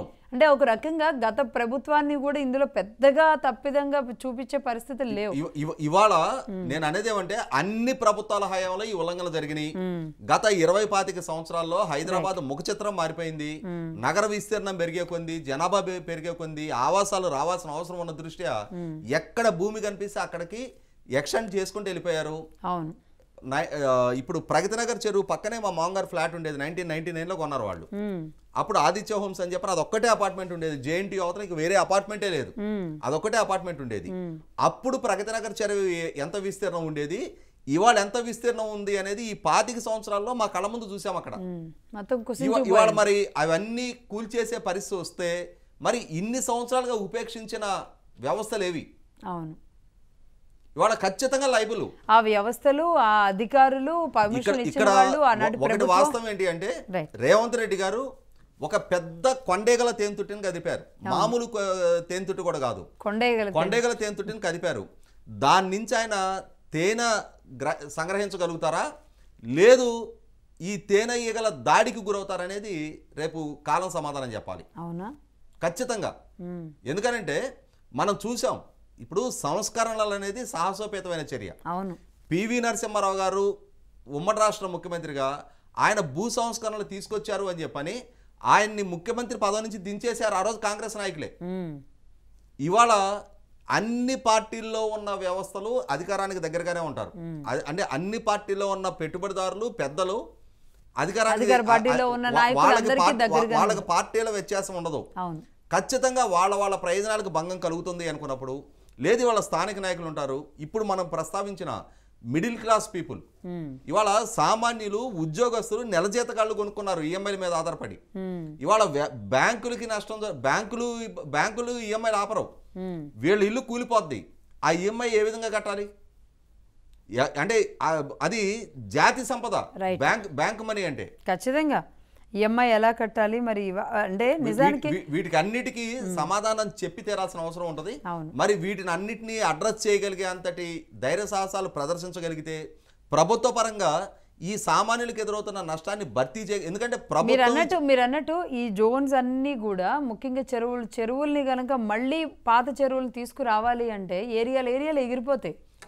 ఎగిరే ప్రాసెస్లో నేను అనేది ఏమంటే అక్కడ లేఅవుట్ చేసింది ఎవరు, ఆ లేఅవుట్కి అనుమతించింది ఎవరు, అక్కడ అపార్ట్మెంట్లు కట్టింది ఎవరు, వాటికి అనుమతులు ఇచ్చింది ఎవరు, ఆ డేటా కూడా తీసుకోగలగాలి. బట్ ఈ కొనుక్కున్న కస్టమర్ కళ్ళ ముందు కనిపిస్తున్నాడు, కాపురం ఉంటున్నాడు కళ్ళ ముందు కనిపిస్తున్నారు, ఆ అపార్ట్మెంట్ కట్టి అమ్మేసుకొని వెళ్ళిపోయిన బిల్డరు కళ్ళ ముందు కనపట్ల. అసలు లబ్ధి పొందింది వాళ్ళు కదా. ఆ అపార్ట్మెంట్ కట్టిన బిల్డర్కి స్థలం అమ్మిన యజమానులు, అవును, వాళ్ళు ఎప్పుడో చేయి మార్చుకొని వాళ్ళు పక్కే జరిగారు. ఇప్పుడు కాపురం ఉంటున్నాళ్ళు బాధ్యులుగా మారుతున్నారు. మీరు అనుమతులు ఇవ్వటానా అతను కొనుక్కోగలిగాడు. రైట్. ఇది సామాన్యుల నుంచి జరిగేది. కానీ పెద్ద పెద్ద బడా వ్యాపారులది వాళ్ళ విల్లాసు అవంటేనేమో ఎవరు పట్టించుకోరు. ఇప్పుడు బడా వ్యాపారస్తులు విల్లాలైనా సరే అవి ఖచ్చితంగా అంటే కొద్దిమంది అధికారుల లోపం వరకు ఉంటే పర్వాలేదు. ఇవాళ అంటే ఇవాళ మనం ఎన్ కన్వెన్షన్ గురించి మాట్లాడుకుంటున్నాం. ఖచ్చితంగా బఫర్ జోన్ లా నిర్మాణం చేశాడు. కేసీఆర్ గారి ప్రభుత్వ హయాంలో గురుకుల్ ట్రస్ట్ భూములు, అయ్యప్ప సొసైటీలో బిల్డింగులు కూల్చే ప్రయత్నం జరిగిన రోజే ఎన్ కన్వెన్షన్ కూడా ఆ రోజుకు కూల్చేపోతున్నారని చెప్పని ఆరోపణలు వచ్చినాయి. ఏ ఎక్స్టర్నల్ ఇన్ఫ్లుయెన్స్ పనిచేసిందో కేసీఆర్ గారి ప్రభుత్వం ఆ రోజు అంటే నాగార్జున గారికి కోర్టుకి వెళ్ళి స్టే తెచ్చుకునే వెసులుబాటు దక్కింది. ఆ రోజున అంటే ఆ టైం వెసులుబాటు ఆ రోజు దక్కింది. ఈ ప్రభుత్వం ఆ వెసులుబాటు ఇవ్వదలుచుకోలేదు. ఖచ్చితంగా కూల్చడం ద్వారా ఒక సంకేతం ఇవ్వాలి అనుకున్నారు. ఆ సంకేతం ఇచ్చారు. ఈ సంకేతం ఇచ్చే ప్రాసెస్లో ఇవాళ సమస్య ఇంకొక అడుగు ముందుకేసి సామాన్యుల దగ్గరకు వస్తుంది. అవును, ఈ సామాన్యుల దగ్గరకు వచ్చినప్పుడు ఖచ్చితంగా దాన్ని ఏ విధంగా అడ్రస్ చేస్తారనేది ప్రభుత్వాల్లో అంటే ఒక సమాజంలో ఒక అంట్రెస్ట్ కారణం అవుతుంది. అవునవును, ఖచ్చితంగా.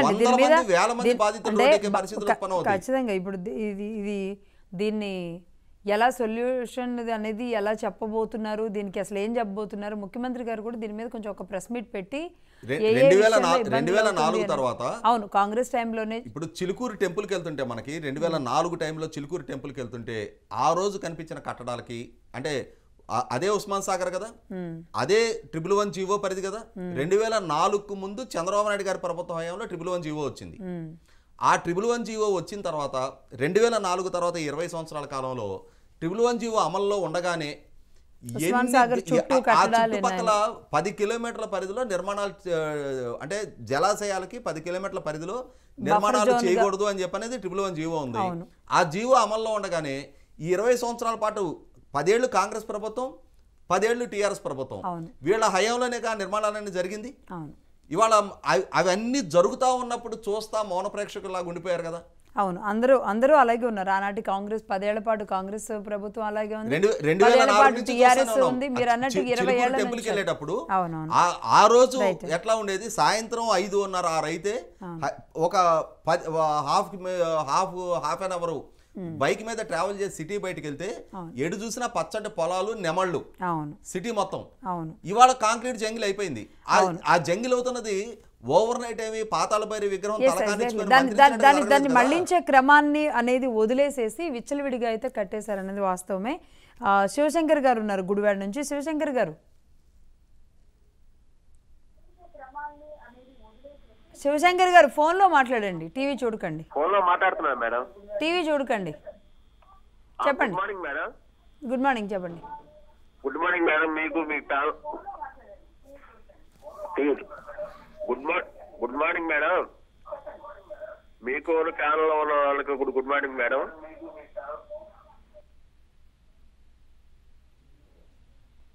మీరు టీవీ చూడకండి, ఫోన్ దూరంగా తెచ్చుకొని మాట్లాడండి.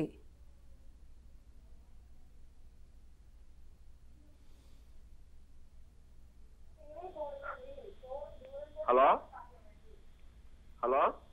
రైట్ అండి, రైట్. నెక్స్ట్ కాలర్ చెన్నై నుంచి రామ్మూర్తి గారు ఉన్నారు. రామ్మూర్తి గారు, రామ్మూర్తి గారు,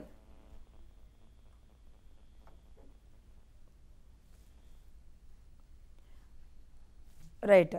లైన్స్ కట్ అవుతున్నాయండి, అంటే చాలాసేపు వెయిట్ చేస్తున్నారు వాళ్ళు. సో హైదరాబాద్లో ఉండి ఇక కేసీఆర్ విషయంలో అండి, కవిత వెనకొచ్చి కేసీఆర్ బిడ్డ తప్పు చేయదు అని అన్నారు కదా. సో దీన్ని ఎలా చూడాలి అంటే ఇప్పుడు సీఎం అన్న నినాదాలు రావడంతో ఒకవైపు హరీష్ రావు గారు, ఇంకోవైపు కేటీఆర్ గారు, ఇద్దరు కూడా ఎంతో కొంత అంటే ఒక వేవ్ని కేసీఆర్ గారి నుంచి పుణికి పుచ్చుకున్న హరీష్ రావు గారు ఒక రకం అయితే కేటీఆర్ గారు ఇంకో రకం. సో ఇప్పుడున్న సమకాలీన రాజకీయాలు, ఇప్పుడున్న డెవలప్మెంట్కి ఆయన అభిరుచికి వెళ్తారు. కానీ మాస్ని, క్లాస్ని కొంచెం తీసుకోవడంలో హరీష్ రావు గారిది ఏదైనా అందవేశం చెయ్యే. బట్ కవిత గారి విషయంలో ఆడపిల్లగా అలా ఉంటారా? జాగృతి రూపంలో మహిళలందరూ ఏకం చేసిన ఒక్క మచ్చ తన పొలిటికల్ కెరియర్ మీద పడిపోయిన పరిస్థితి అయిపోయింది. బట్ ఆ మచ్చ ఇంకా చెరిగిపోలేదు కాబట్టి ఎలా ఉండబోతుంది ఇప్పుడు? ఇది ట్రయాంగిలా లేదంటే 4 స్తంభాల ఆటగా మారుతుందా? ఫ్యామిలీలో సీఎం అని కవిత రిలీజ్ అయిన సందర్భంలో మాట్లాడిందని ఎలా చూడాలి? అంటే కార్యకర్తలే సీఎం అన్నారులే కానీ మేబీ ఆవిడ ఒక్కటే అంత పెద్ద ఎత్తున ఫేస్ చేసి 5 నెలల పాటు జైల్లో ఉండొచ్చారు కాబట్టి ఆ స్థానానికి నెక్స్ట్ లెవెల్లో ఆవిడే అర్హురాలా అనేది ఉంటుందిగా. ఇప్పుడు రేపు ఆ కేసు విచారణలో అంతిమ ఫలితం ఏ విధంగా ఉంటుంది, ఎప్పటికి విచారణ పూర్తవుద్ది, కవిత గారు శిక్షకు గురవుతారా లేదా, కోర్టు ఆమెని దోషిగా నిర్ధారిస్తా లేదా, ఇవన్నీ కాలం నిర్ణయించాలి. కాకపోతే ఒకటి వాస్తవం ఏంటి అంటే కేసీఆర్ గారికి ఇప్పుడున్న సమకాలీన రాజకీయ నాయకుల వారసులతో పోల్చి చూసుకున్నప్పుడు ఆయన రాజకీయ వారసత్వంతో రాజకీయ రంగ ప్రవేశం చేసిన మొట్టమొదట హరీష్ రావు గారు. ఆ రోజు కేసీఆర్ గారు కేంద్ర మంత్రిగా పదవి బాధ్యతలు చేపట్టగానే ఇక్కడ ఆంధ్రప్రదేశ్ రాష్ట్రంలో తను రాజీనామా చేసిన సిద్దిపేట స్థానం నుంచి ఇంకా ఎమ్మెల్యేగా కూడా ఎన్నిక కాకుండానే హరీష్ రావు గారిని మంత్రిగా బాధ్యతలు చెప్పారు. చాలా యంగ్స్టర్, బహుశా నేను అనుకోవటం బిలో 30 years చేస్తుంది ఆ రోజు హరీష్ రావు గారైనా, కేటీఆర్ గారైనా, కవిత గారైనా, కేసీఆర్ గారు రాజకీయ వారసులుగా రంగప్రవేశం చేసిన ఈ ముగ్గురికి కూడా వాళ్ళు అంటే ఇప్పుడున్న చాలామంది రాజకీయ వారసుల కన్నా కూడా ఈ ముగ్గురు సమర్థులు. అంటే విషయ పరిజ్ఞానము, వాగ్దాటి, ప్రజలను ఆకట్టుకునే విధంగా ప్రోగ్రామింగ్ చేయటంలో కానీ కేసీఆర్ గారి వారసులుగా అంటే వాళ్ళకి ఆ రాజకీయ అవకాశాలు దక్కినా కూడా కొంత స్థాయి వరకు తమను తాము రుజువు చేసుకోగలిగారు. ప్రజల నుంచి యాక్సెస్, యాక్సెప్టెన్స్ తెచ్చుకోగలిగారు.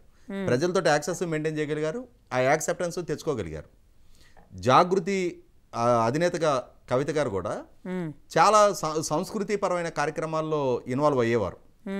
ఇటువంటి పరిస్థితుల్లో ఆ విషయంలో మాత్రం కేసీఆర్ గారు అదృష్టవంతులుగానే భావించాలి మనం.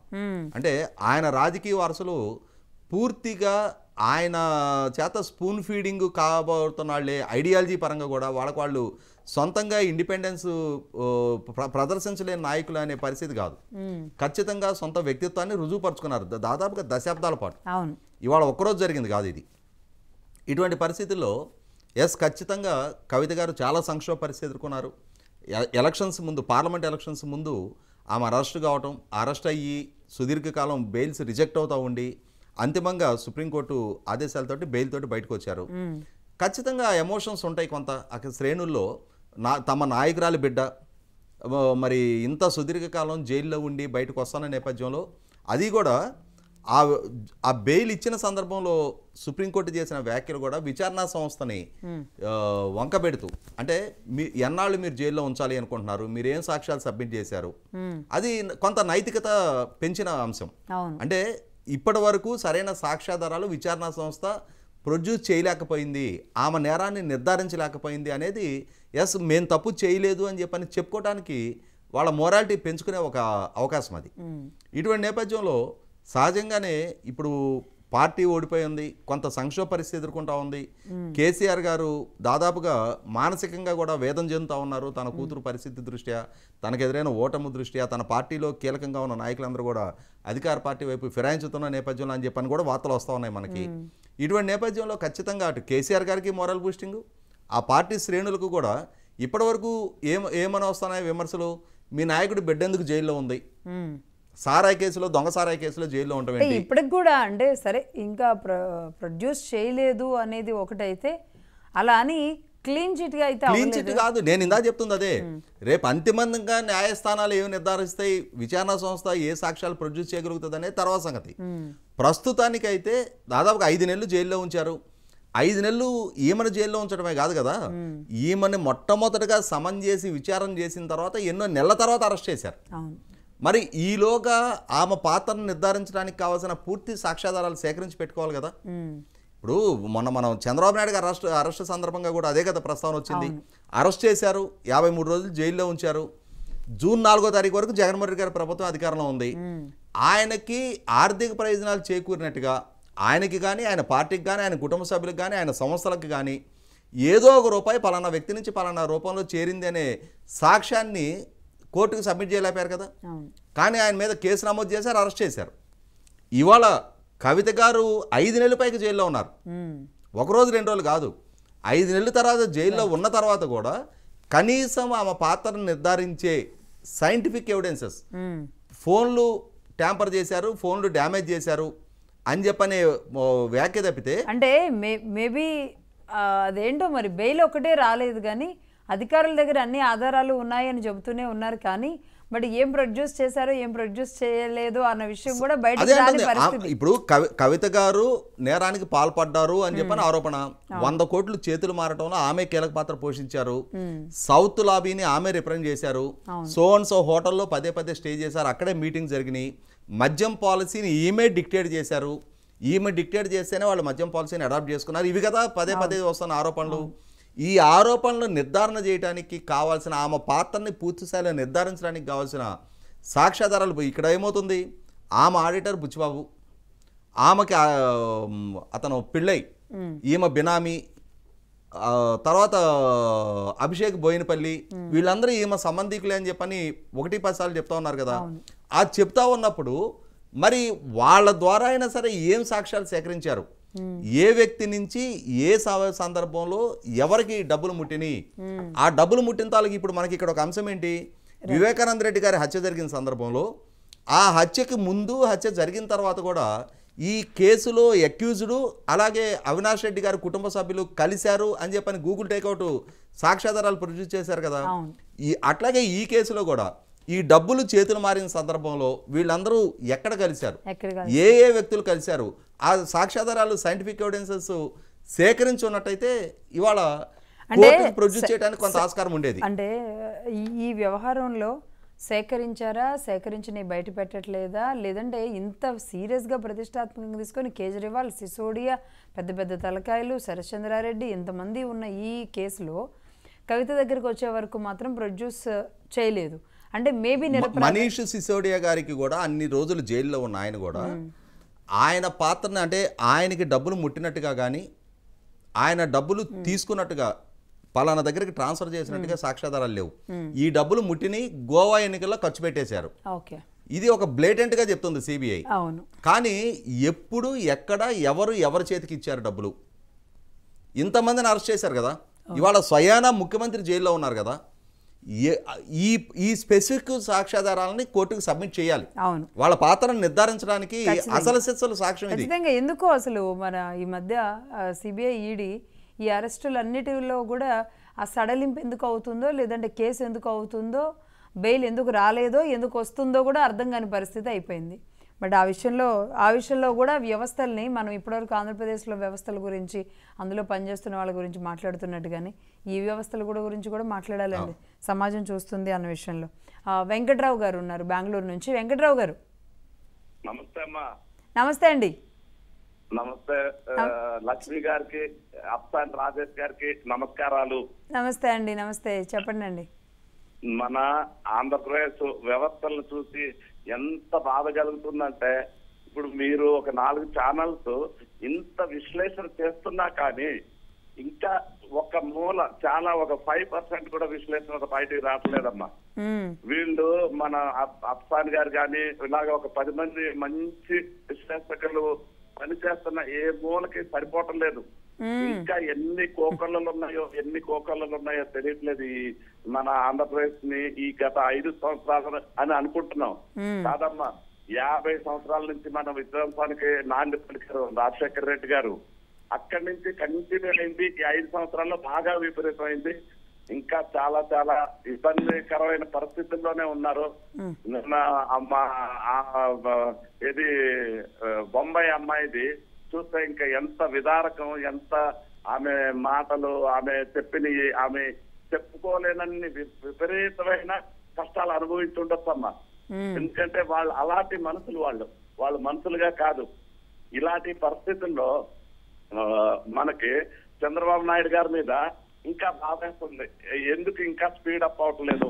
ఇప్పుడున్న వాళ్ళని ఒక కొద్దిసేపు ముందు శాస్త్రి గారు చెప్పారు, ఏ టీవీలోను, ఏబిఎన్ టీవీ5 లో చెప్పారు శాస్త్రి గారు. ఏమని 25 మంది కన్నా ఎక్కువ ఉన్నారు ఆఫీసర్స్, వాళ్ళందరినీ ఎందుకు ఉపేక్షిస్తున్నారో, ఇమీడియట్ గా వాళ్ళని అందరినీ లోపలేయకపోతే ఇంకా ఇప్పుడు జరిగింది కాదమ్మా, ఇంకా జరుగుతా ఉంటుంది.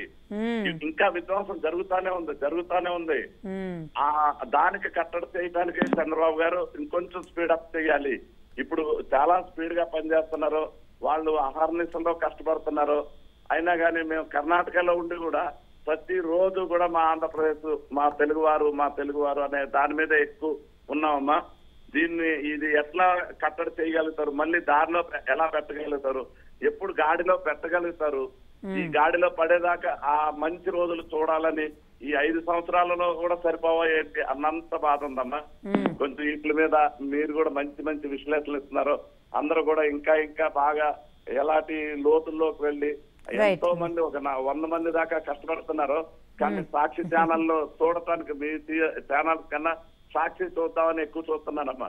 అందులో ఎలాంటి మాటలు మాట్లాడుతున్నారో, అందులో ఇంకా బతుకున్నారా, ఇంకా ఇంత అరాచకాన్ని ఇంకా పెంపొందించే ప్రయత్నం చేస్తున్నారో.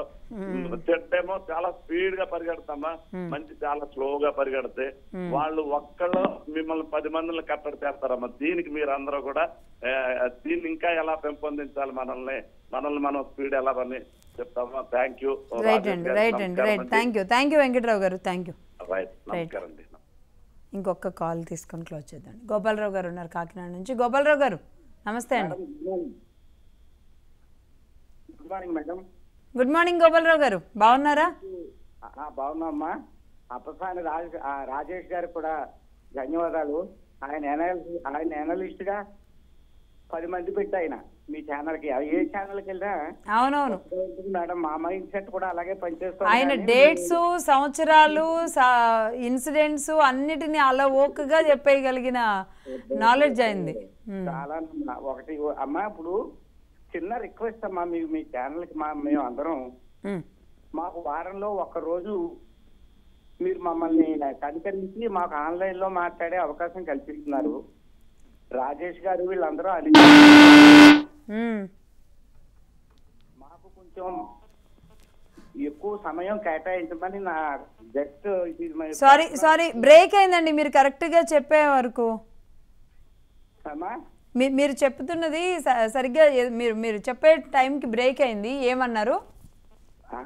మాకు కొంచెం మీరు వీక్లీ వన్స్ ఒకసారి సాటర్డేనే కదా 1.5 hour పెడుతున్నారు. అవును, అంటే ఈ ఫోన్ కాల్ వాళ్ళకి కొంచెం ప్రిఫరెన్స్ ఇవ్వండి మేడం. డ్రాప్ అయిపోతుంది చాలా సేపు, మేము అందరం లైన్ లో ఉంటే కట్ అయిపోతుంది. మీరు అంటున్నారు కదా. అవును, ఓకే, అది ఒక విషయం అమ్మా. సరే, అది వదిలేద్దాం. ఇప్పుడు మీరు కోడికత్తి డ్రామా, గులకరాయి డ్రామా, తర్వాత గోవర్ధన్ రెడ్డి నెల్లూరులో రాజేష్ గారు ఎంత హాస్యాస్పదంగా చెప్పినా వాళ్ళకేమి చర్మం తలసరి సిగ్గు బిడి ఉండదు. ఆ ఒక్క ఫైలు పట్టుకెళ్ళడం అనేది చిన్నపిల్లాన్ని అడిగితే కూడా నవ్వుతాడు. అదే ఇంకోటి కూడా పట్టుకెళ్ళిపోవచ్చు కదా. ఒకటే ఎందుకు పట్టుకెళ్ళారు, ఇంకో 2 పట్టుకెళ్ళిపోతే డౌట్ వచ్చును. అలా కాకుండా అంత అంటే దొంగతనాల్లో కూడా ఎంత స్పెసిఫిక్ గా ఉన్నారు వీళ్ళు. సరేనమ్మా, ఇప్పుడు చంద్రబాబు నాయుడు గారు నెల్లూరు ఫైల్స్ చెప్పారు కదా, స్పీడప్ చేయాలంటున్నారు. ఏం స్పీడప్ చేయాలి తల్లి, నాకు అర్థం అవట్లేదు. ఇప్పుడు పిన్నెల్లి రామకృష్ణారెడ్డి నేను బద్దలు కొట్టానని చెప్పాడు. సారీ, అతను చెప్పలేదు.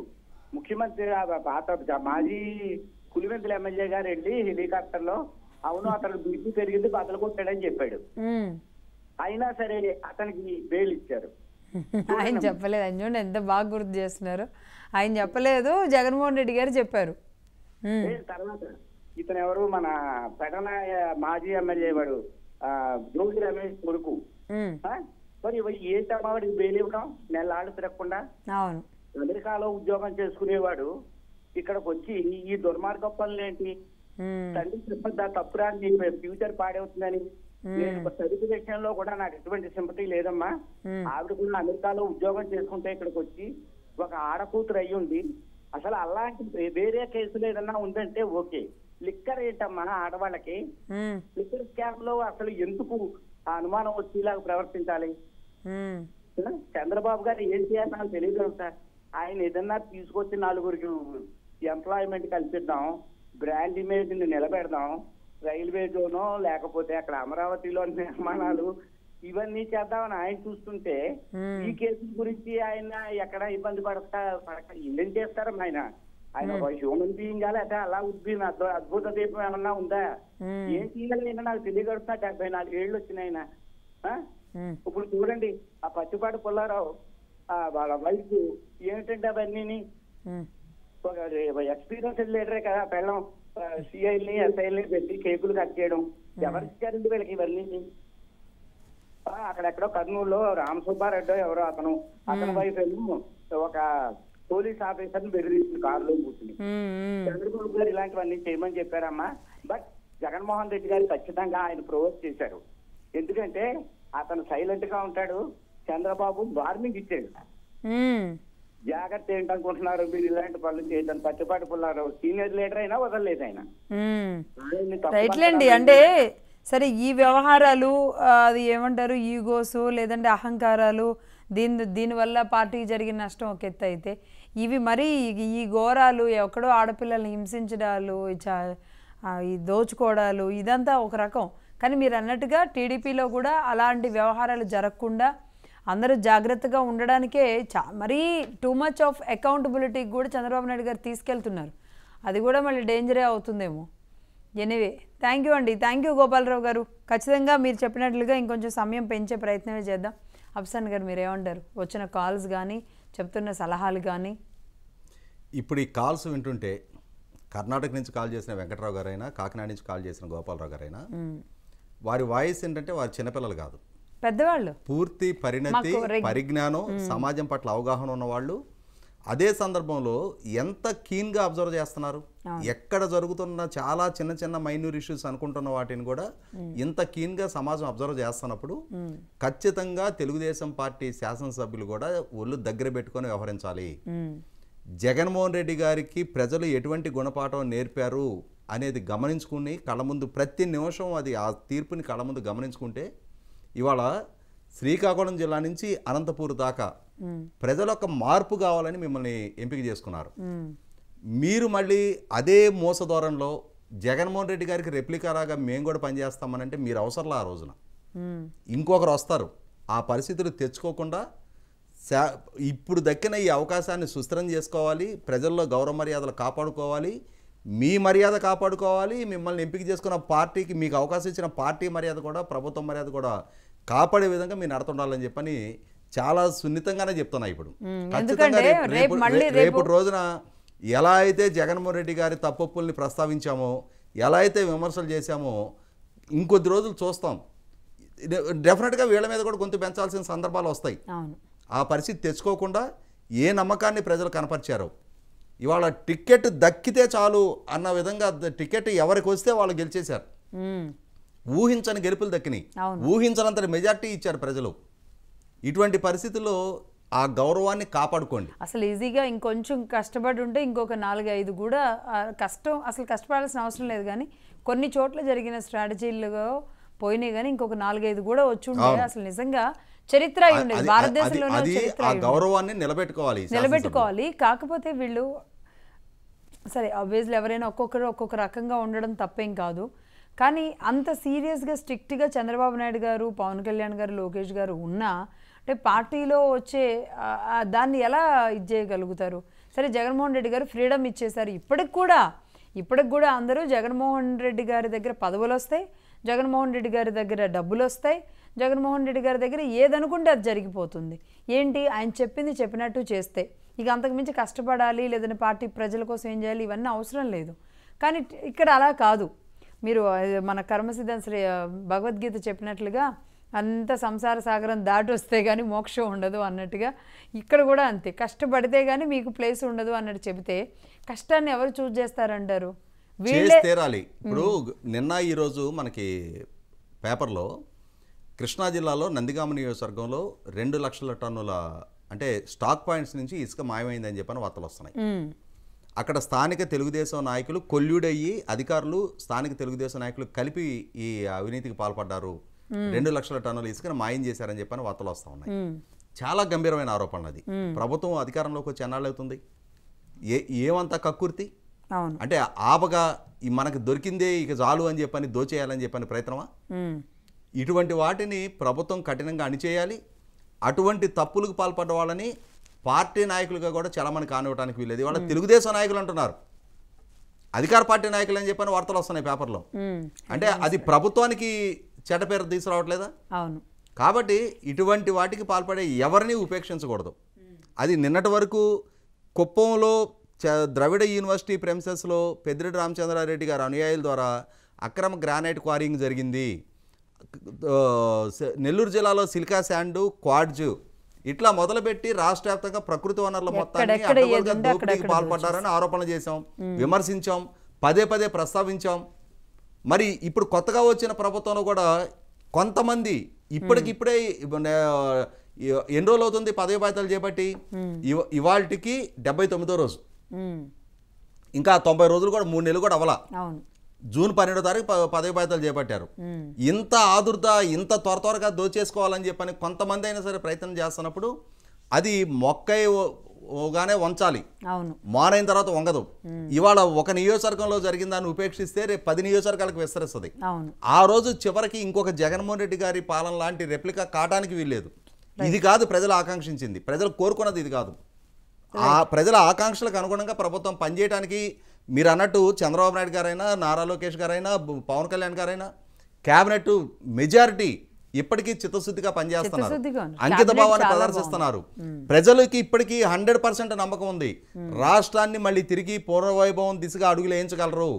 దక్షిణాదిలో అభివృద్ధి చెందిన మిగిలిన రాష్ట్రాల సరసన తలెత్తుకొని నిలబడే విధంగా, వలసలు లేని ఉపాధి కల్పించే దిశగా, రాష్ట్రానికి సమగ్ర ఇరిగేషన్ ప్రాజెక్టుల నిర్మాణంతో అన్ని రకాల సమగ్ర అభివృద్ధికి వీళ్ళు మాత్రమే చేయగలరని ఒక నమ్మకాన్ని ప్రజలు కనపరిచారు. ఆ నమ్మకాన్ని ఇప్పటికీ ప్రదర్శిస్తూ ఉన్నారు. ఆ నమ్మకాన్ని నిలబెట్టుకోవడానికి ప్రభుత్వ పెద్దలు ప్రయత్నం చేస్తూ ఉన్నారు. ఈ స్థానికంగా కొన్ని చోట్ల జరుగుతున్న ఈ అతి పోకడ మూలన అది మొత్తం ప్రభుత్వ ప్రతిష్టకి మచ్చ తెచ్చే ఆస్కారం ఉంటుంది. ఆ విషయంలో అటువంటి అతి పోకడ పోయే వాళ్ళని ముందుగానే ఐడెంటిఫై చేసి వీళ్ళు అధికార పార్టీ నాయకులని చెప్పని రేపటి మీద రోజున వాళ్ళ మీద చర్యలు తీసుకునే పార్టీకి ప్రభుత్వానికి ఎక్కడ చెడ్డ పేరు వస్తుందని చెప్పని ఉపేక్షిస్తే మాత్రం రేపు అది వేరు పురుగు చిటారు కొమ్మకు చేరడానికి ఆస్కారం ఉంటుంది. గంజాయి వనంలో తులసి మొక్కలు ఉంటే ఆ తులసి మొక్కలు మొత్తం గంజాయి వనాన్ని మార్చలేవేమో కానండి, తులసి వనంలో గనక గంజాయి మొక్కలు ఉంటే గనక ఆ కంపు మొత్తం వెదజల్లుతుంది. ఖచ్చితంగా వాటిని ఐడెంటిఫై చేసి పీకేయాలి, ఐడెంటిఫై చేసి చేయాలి. కాబట్టి ఇప్పుడు మీరు ఏ వనంలో ఏ స్థానం అనేది నిర్ణయించుకోవాల్సిన అవసరం ఉంటుంది. ఎనీవే థ్యాంక్ యూ అండి రాజేష్ గారు, అలాగే కాల్ చేసిన ప్రతి ఒక్కరికి ధన్యవాదాలు. షరీఫ్ గారు మీకు కూడా ధన్యవాదాలు లైన్లోకి వచ్చినందుకు. ఇది ఇవాళ పబ్లిక్ ఆన్ పాలిటిక్స్.